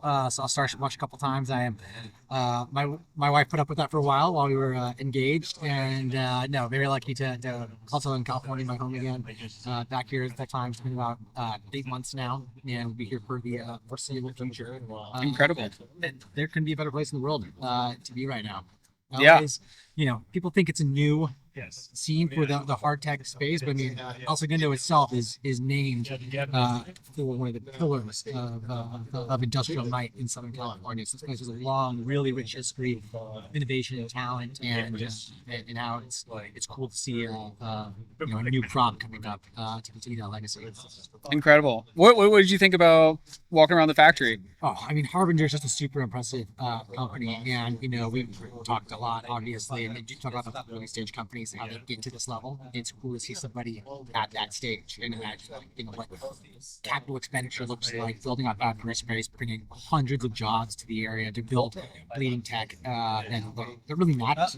I mean, we're test driving trucks outside that you will see on the road, and to see, it's exciting to get to see the factories like up close and personal. I mean, they've just developed a really elite team here, been extremely capital efficient, and they've been rewarded for it. And I think we're all going to be rewarded for it, down the pipeline as those trucks begin to roll out. And it's just a cool space. I mean, I want it's cool. We're out here, but I want to get middle school and high school tours out here to see this place. I mean, to inspire them the same way you're inspiring Starbase. Yeah, I want to work on the line. I saw them sticking the I can't talk about what's going on the battery line, but there's a couple jobs out there. Colton had a really funny joke. A super esoteric manufacturing process was explained to us, and I turned to Colton, and he's just nodding. He's like, "Yep, that's the way I would do it." It killed. Yeah, huge. I want my audience to want. So no, I mean, a really open team here, which has just been great. You can just feel the energy here. I think 3 years ago when I imagined, what a auto manufacturing plant looks like, I still think of black and white images from the Henry Ford days, and it's cool to be in here. This looks a lot more like the Starship factory out in Southern Texas than it does the Henry Ford plants. Thanks so much for coming out today, Morgan. Always a pleasure, boss. Thank you, sir. Oh, good to see you. And now is a good time to thank Optimal Counsel for supporting the Gundo Report. Optimal is the top company-side boutique law firm in the country for VC-backed startups. with pre-seed to growth stage clients backed by A16Z, Sequoia, Khosla, Excel, General Catalyst, Y Combinator, Upfront, First Round, and dozens of other funds. What makes Optimal unique in the market is that they deliver the same deep expertise as the larger big law incumbents with top-tier startup lawyers, but at approximately 50% lower rates, and they do this by running the law firm in a dramatically leaner tech-enabled fashion. So, if it's time to get corporate counsel for your startup, or you're interested in making a switch, talk to Optimal. All right, I got Erik Stiebel with CREA, and you go beyond just a commercial property broker. You are, a lifeline to so many companies finding the right space in Southern California. But this is the real celebrity here. This is like transcended you, the SoCal hard tech map. I'm looking at the latest. Is this the latest version? May of 2025, yeah. And I've been doing this for over a year now, adding companies as they pop up, as they move to Southern California, and it's really incredible to watch this list just like fill in. So talk to me about the evolution here. What's filling in? Who's popping up? Yeah, so about 3 years ago, when I started kind of diving into hard tech, I started writing down all the names on Excel, just based by company name and city. And that Excel list got to like 150, and I was like, what's next, right? Let's put it on a map.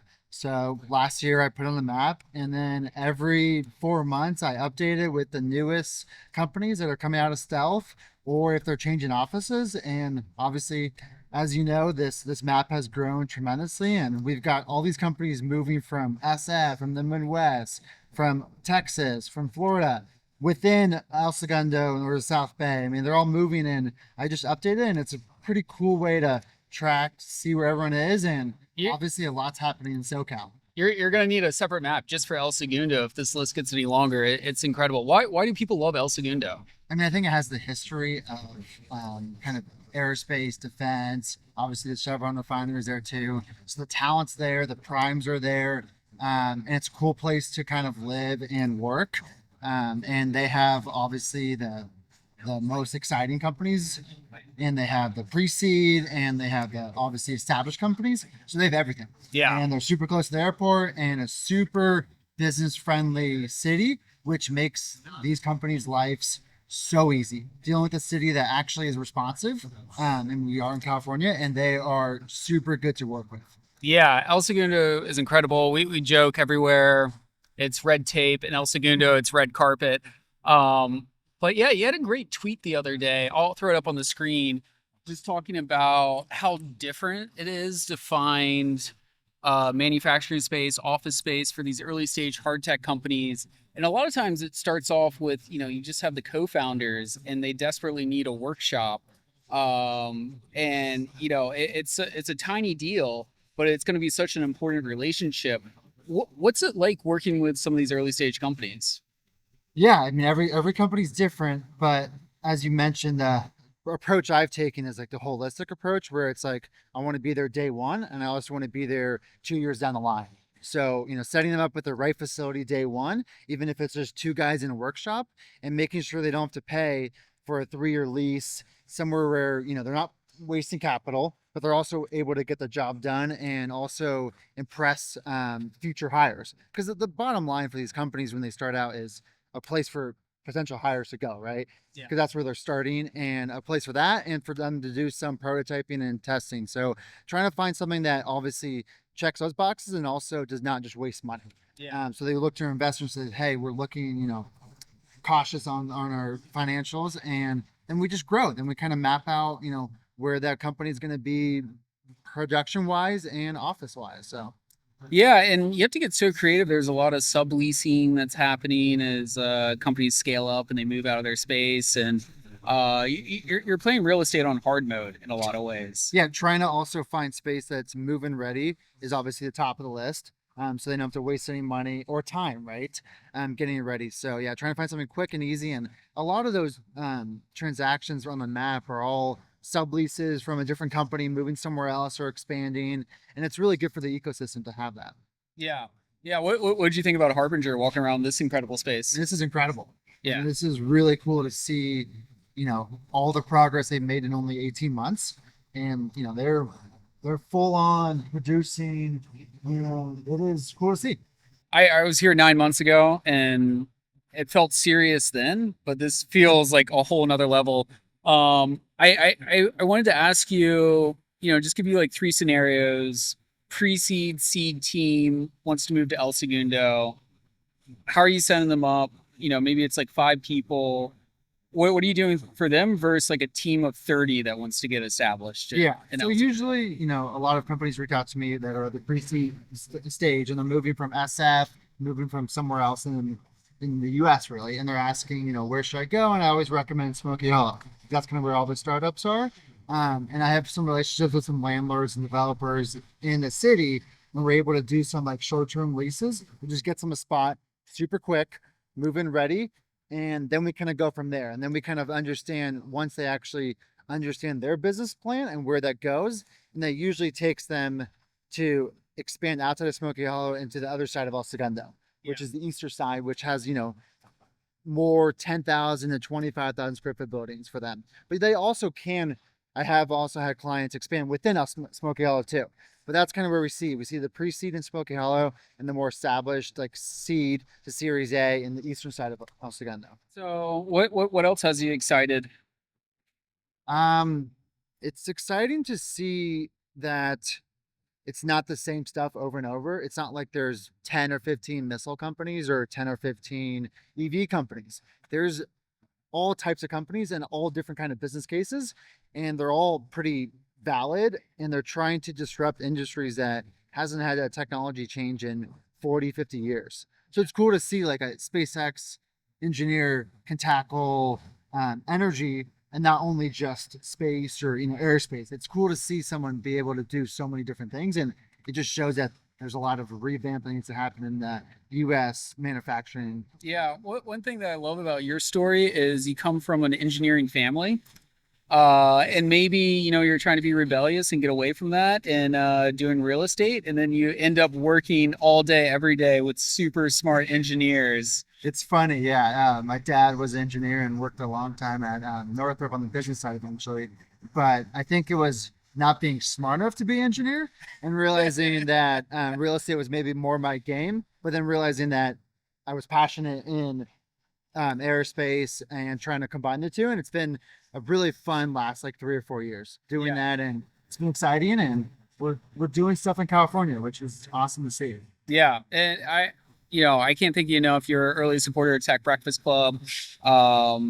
It's been fantastic working with you, and very impressed. You almost have better deal flow than a lot of the hard tech VCs because the startups will reach out to you 2 or 3 months before they start raising, looking for office space, knowing that they're going to have a lot of money coming in and need to scale up. So, real estate is great, but I almost wish you had like a venture fund on the side where you could just write checks to clients. Yeah, that would be interesting. I do find out a lot of information before some other people do. So yeah. Well, great having you. Thanks for coming down here today. Thank you so much, Mark. Really appreciate it. All right, great talking with Erik. Next up, final interview for the day. Very, very interesting conversation. We're speaking with John Harris. This is John. He's the CEO, co-founder of Harbinger. They're nice enough to have us out here, give us a big factory tour, some test drives.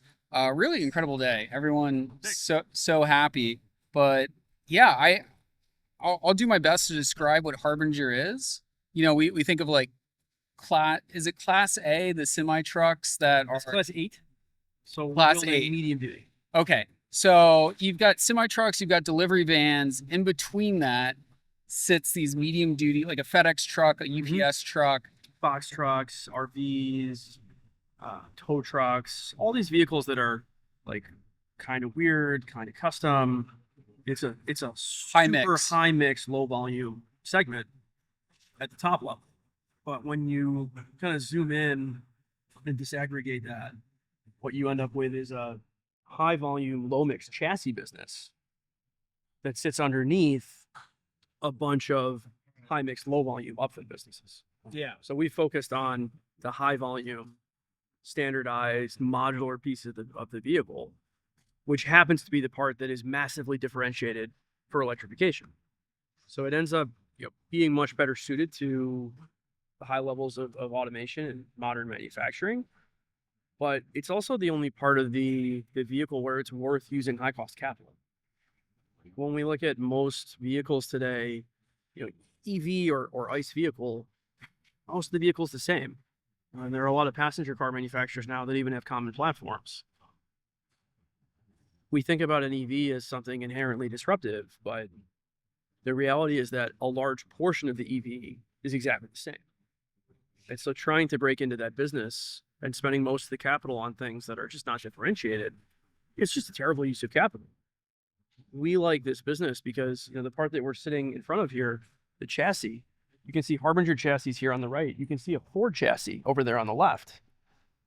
This is a radically different product. This part of the product is about 90% different by dollar value. And that's what we want. The 10% that's not different, we're competing with a much larger entity on their own turf. Yeah. The 90% that's different, though, we're crushing them. Yeah. And, if you weren't part of the industry and you didn't know about medium duty, it might not make immediate sense that this would be such an incredible niche to get into. Such a small segment. Yeah. Right. So people, I think in startups, there's a lot of well, make sure you get the big enough TAM. And the TAM here is about $50 billion a year, which sounds okay until you realize that the TAM for NASCAR in the US is $2 trillion. And so we can look at this and say $50 billion market. Yeah, that's interesting. But every large established incumbent player looks at this market and they're like, this market is a rounding error. Yeah. Why would we spend time on that market? And for us, that's been so valuable because if you want to make a new vehicle and compete with the F-150 or compete with a Corolla or compete with a Jetta, the bar is so high, right? An F-150 is so good for the amount of money you spend. Coming in and beating Ford at their own game, it's kind of a losing battle in that segment. But in this segment, the incumbent product, I hesitate to use the word garbage, but it just hasn't been updated. It was a great product in 1950.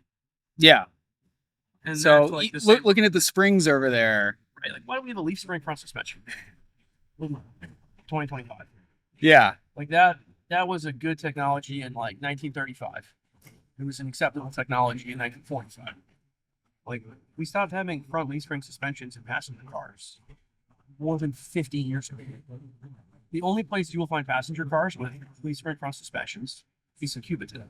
Wow. Yeah. So, it being a small market plays in your favor in so many ways where, it's not worth it to Ford to update the product. Exactly. And, it's probably not worth it to them to get up to speed to compete with you on this new product. It's right. They're actively exiting the market with their product. I think people ask us less about Ford and more about isn't Tesla going to come into this market? Tesla makes 2 million vehicles a year right now, I think. They want to make 10 million vehicles a year. It doesn't help them to contest the market of 300,000 vehicles a year. Yeah. And at this point, Tesla has kind of shown us with the Cybertruck, Tesla can't really make new products any faster than Ford. They make updates, but a completely new product is... They're now running on a 5 to 6 year product cycle. Yeah. The last new product was the Cybertruck. The last product before that was the Model Y. It took Ford about the same amount of time to make the F-150 light. Yeah. So obviously that's a less disruptive product than the Cybertruck. But Tesla, it's so big. They can do things that are incredibly disruptive at that scale.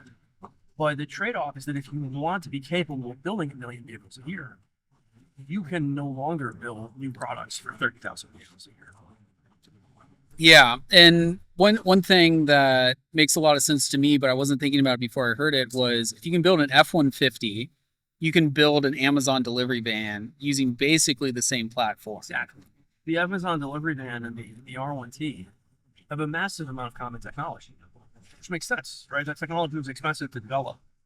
And that's kind of how the whole light duty passenger vehicle market is working in.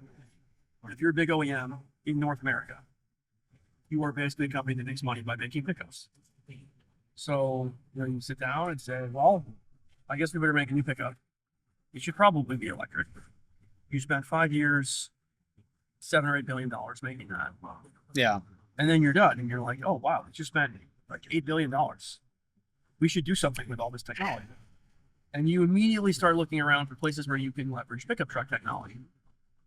And you immediately get to the same answer everyone else has got to, which is we should probably make a Sprinter type unibody van. And that's why if we want an electric unibody van, you've got great options, right? You Sprinter, you Transit, you ProMaster, Amazon delivery van, Brightron. There is great stuff in that product category, and there's more stuff coming every year. Not because the world has like infinite need for more Sprinter vans, but because the US has infinite appetite to buy pickup trucks. And it's the next most obvious place to put your pickup truck technology. Yeah. How long has Harbinger been going for? Just over 4 years. 4 years. So 4 years ago, every month, every week, it felt like there was a new EV startup getting going. And it was tough to tell the different... Getting going, but spacking. Spacking, yeah. So, and that's an important part of the story. And it was tough to tell who was different, who was going to survive. Now it's like a new bankruptcy every month, where we were joking about that. Oh, absolutely. And it comes down to, you made a lot of really smart decisions right out of the gate. I think the niche that you chose, maybe wasn't immediately obvious, but now it makes so much sense. The capital strategy that you chose, you decide not to SPAC. You probably could have. You probably could have done something crazy. We actually had people recently talk to us about SPACs. We're like, this is a thing still? Are you kidding? They're trying to bring it back. But you were super disciplined in so many different ways. In the capital strategy and how you're going to go about manufacturing. Can you talk about like that vision and how it all came together? I think a lot of us, really learned that discipline at Faraday. Yeah. Because at Faraday Future, like the company operated with, I guess what you could say, a willful disregard for efficient use of capital. That was like part of the strategy.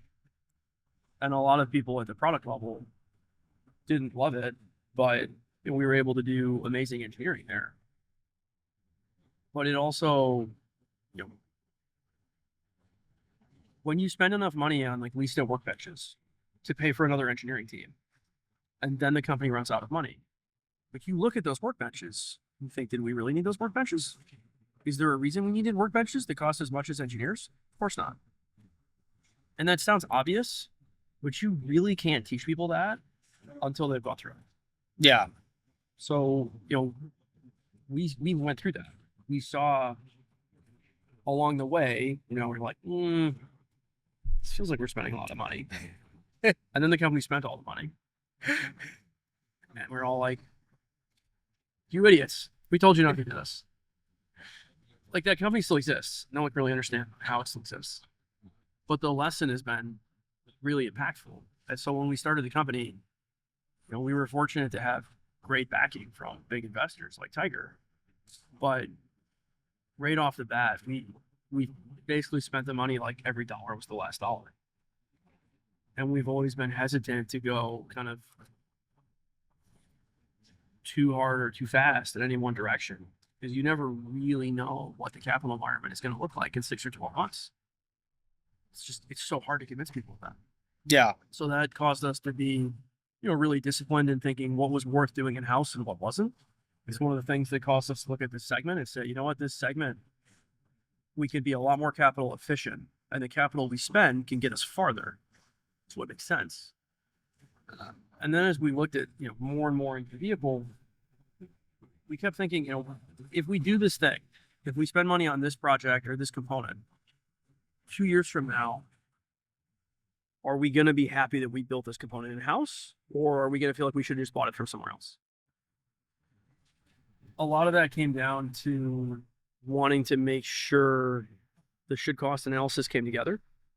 We knew that, I guess we knew, and people disagreed with us, that a green premium just wasn't going to be durable.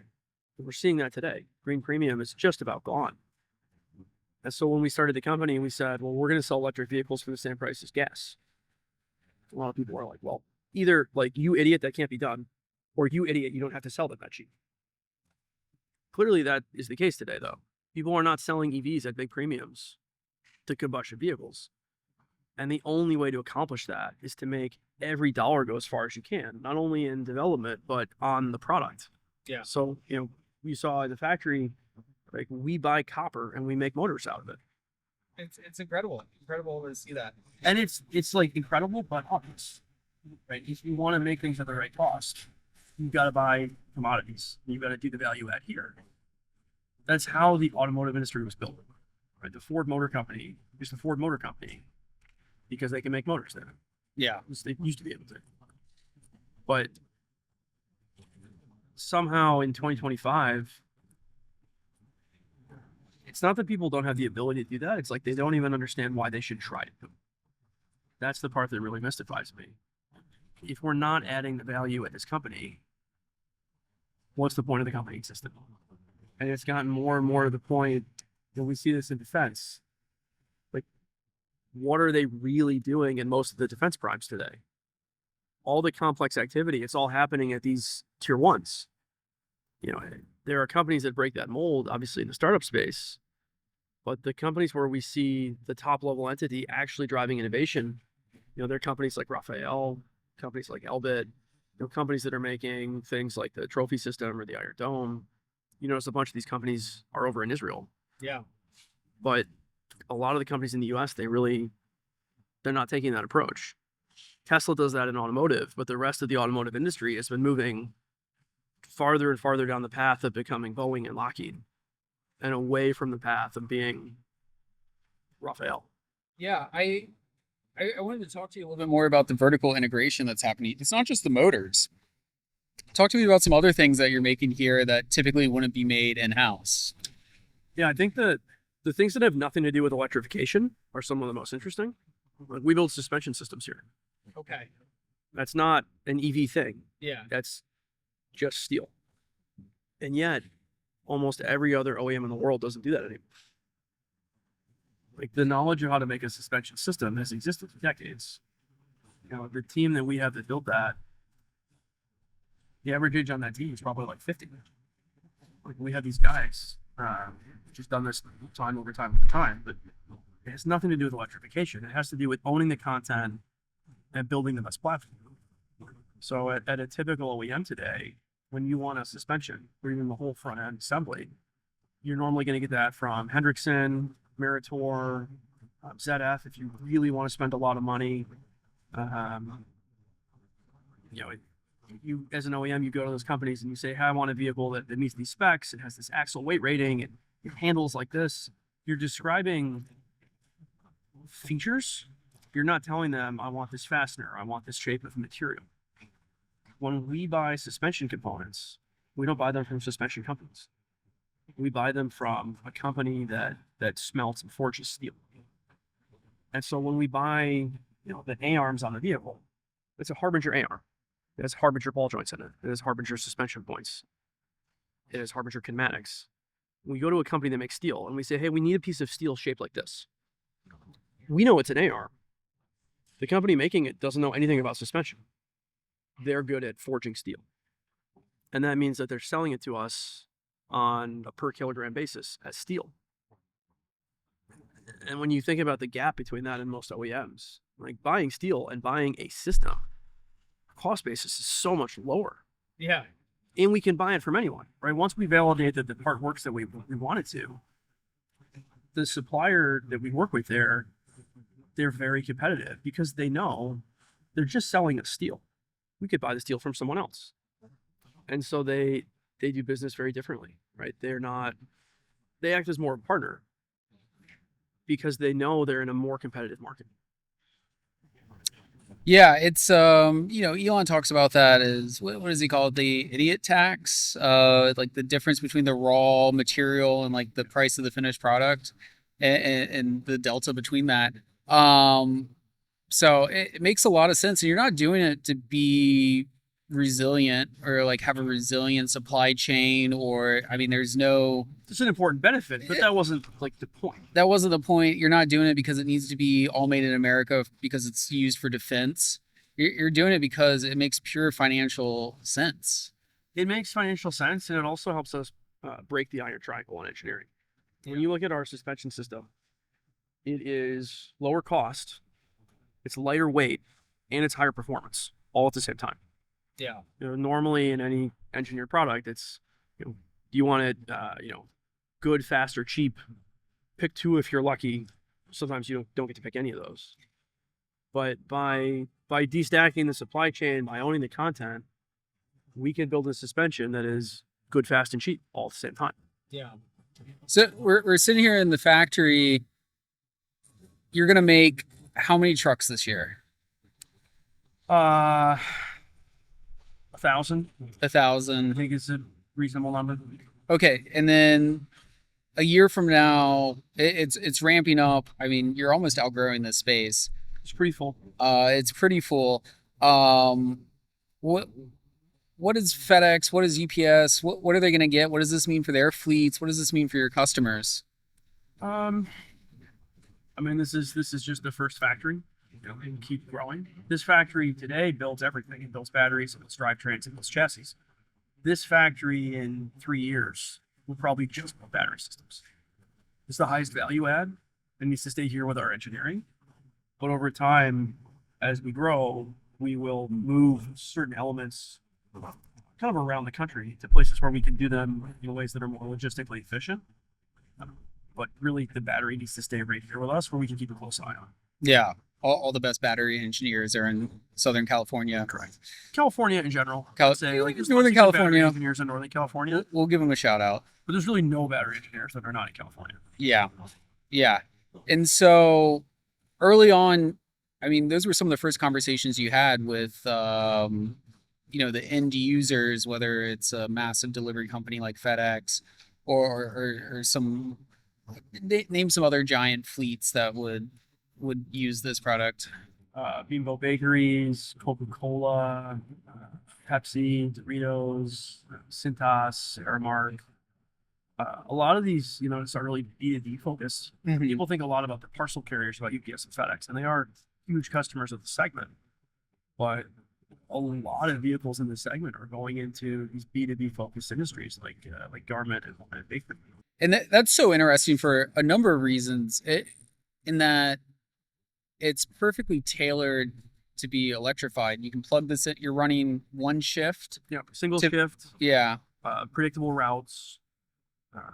And the single shift nature of it has nothing to do with EVs. Right? I think people often go looking for ways to modify the way vehicles are used to make them suitable for electrification. It's kind of a losing battle right off the bat. Yeah. You have to tell a customer to do something differently. I think you've lost. But the reason that a vehicle at FedEx is well suited to electrification is that you don't really want them to come to your house at 3 a.m. Yeah. Right? They're not coming to your house because they're busy charging vehicles. They're just not doing that because you would hate it. Yeah. So we like that the way these vehicles are used, it fits naturally with electrification. It doesn't have to be artificially shoehorned in. Yeah.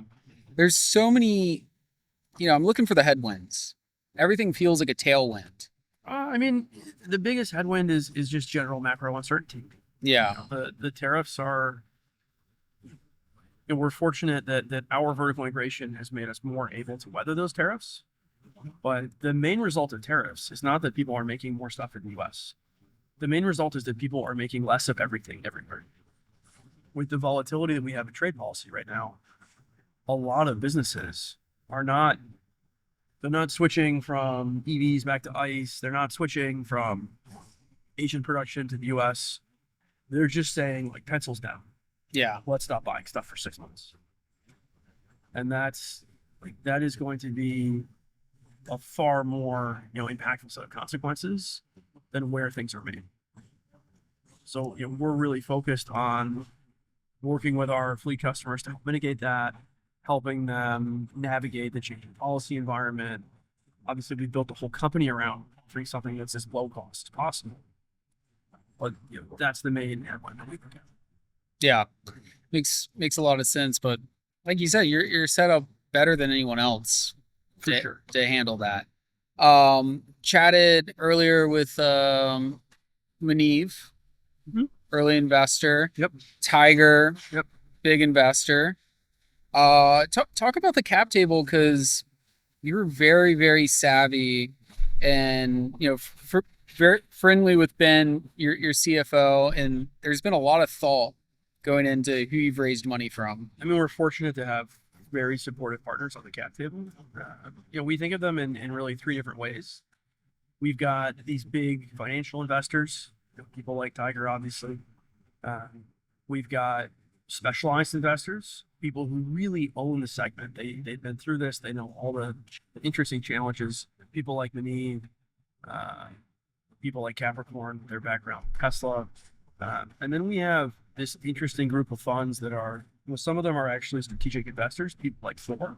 But then we have funds that have, I would say, specialized relationships with strategics, where they can bring a financial investor to the point, but they can also help access those strategics. So people like Ridgeline, which is very public. A Memphis-based fund, yeah. People like Graycroft, who manages Coca-Cola's sustainability fund. Like Graycroft is obviously a well-known, high-performing financial investor, but in this setup, they're really helping us access money from Coca-Cola and Coca-Cola bottlers. Yeah. So just like with Ridgeline and FedEx, we've seen that category can help us bring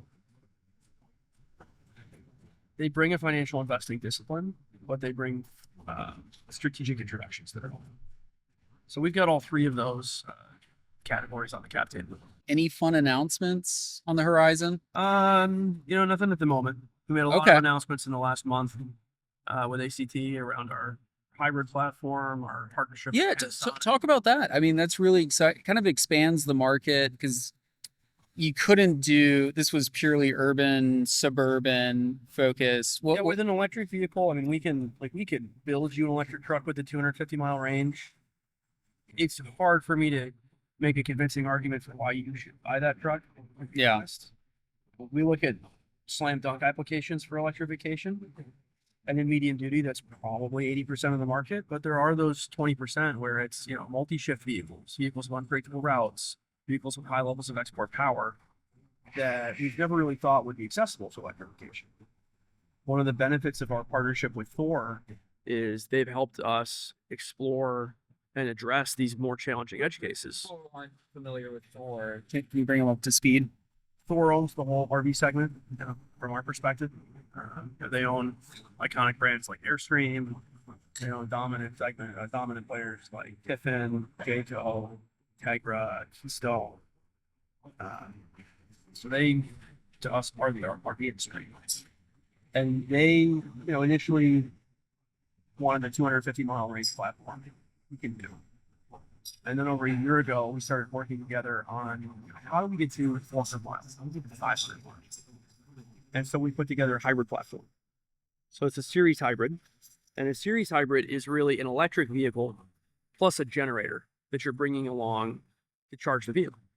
Yeah. So you have the experience of an EV and you have the range of a combustion platform. So we announced that for Thor last year in the fall. And then we just announced that for our commercial customers about 3 weeks ago at ACT. And that's, the same chassis that you see here with our proprietary combustion range extender added. And that gets you up into that 500-mile range area. Which, are you an RV guy? Have you ever driven an RV?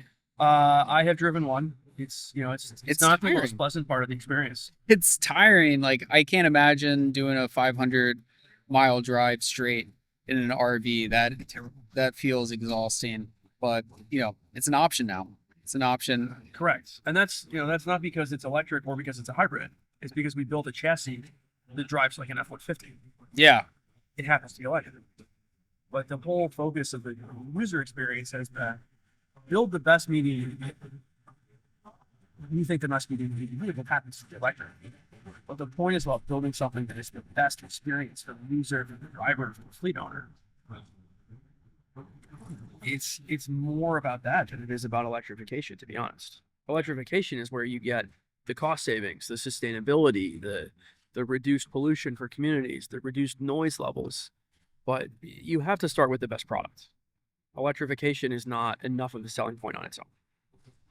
Totally. So a bunch of hard tech founders. I know you got to run, so this is the last question. And thank you so much for jumping on with me. Ton of hard tech founders here today doing stuff in manufacturing, some in defense. Not as far along as Harbinger. You know, a lot of them are starting their journeys. Any advice that you'd give to them? I would say you really have to think as you're spending the money early, like, are you going to end up with a product that's differentiated? Are you going to end up with the right IP moat? And you talked about how when we started, there was sort of a SPAC every week. There was a new EV company every week. You know, many of those companies built products that were saleable, but then as the market shifted, it was like, well, how is what you built different than what everyone else built? What is the value that you built for that money? Yeah. You know, from day one, we spent the money building motors, building suspensions, building battery systems. We didn't spend the money building like the best instrument cluster or better door handles. And that sounds obvious, but I think it's at the early stages of the company, it's not necessarily obvious where the things that you're going to spend money on are going to have the best returns. So you've really got to think about what's going to create lasting price advantage, what's going to create lasting improvement of user experience, and try to focus on that. Even if that stuff isn't, you know, the sexy, exciting stuff, kind of at that bubble at that moment. Yeah. I don't think there's been any bubble of like owning your own suspension designs. But the number one feedback we get from drivers is that the vehicle steers and handles better than any other vehicle. It's not about the electrification part of it. Incredible. Thank you so much. Thanks for being there. All right, that was a full episode. A lot of content in there. If you've stuck around to the end, I am so grateful to you. Let me know what you think. Send me a DM on Twitter. Send me an email. Very grateful to you. If you're a founder, if you're a VC, come hang out at Tech Breakfast Club. July 29th, that's El Segundo. July 30th, that's SF. You can sign up at techbreakfastclub.com. And most importantly, if you're a founder and you're even remotely considering moving to El Segundo, we should chat. City of El Segundo, they want your business. They want you to start your company here. It's going to be an incredible benefit to your company. You're going to grow faster. You're going to be able to attract better talent. What's happening in the city is magnificent. And I'm so honored that I get a front row seat to this movement. I feel like I'm watching history. So reach out. Anything I can do. And I was serious. I will pick you up at LAX and take you for a tour. Anybody who lives in Los Angeles knows that that's an unheard of offer. Nobody offers to pick up somebody else at LAX, but I'll do that for you. And we'll have an incredible day touring factories in El Segundo.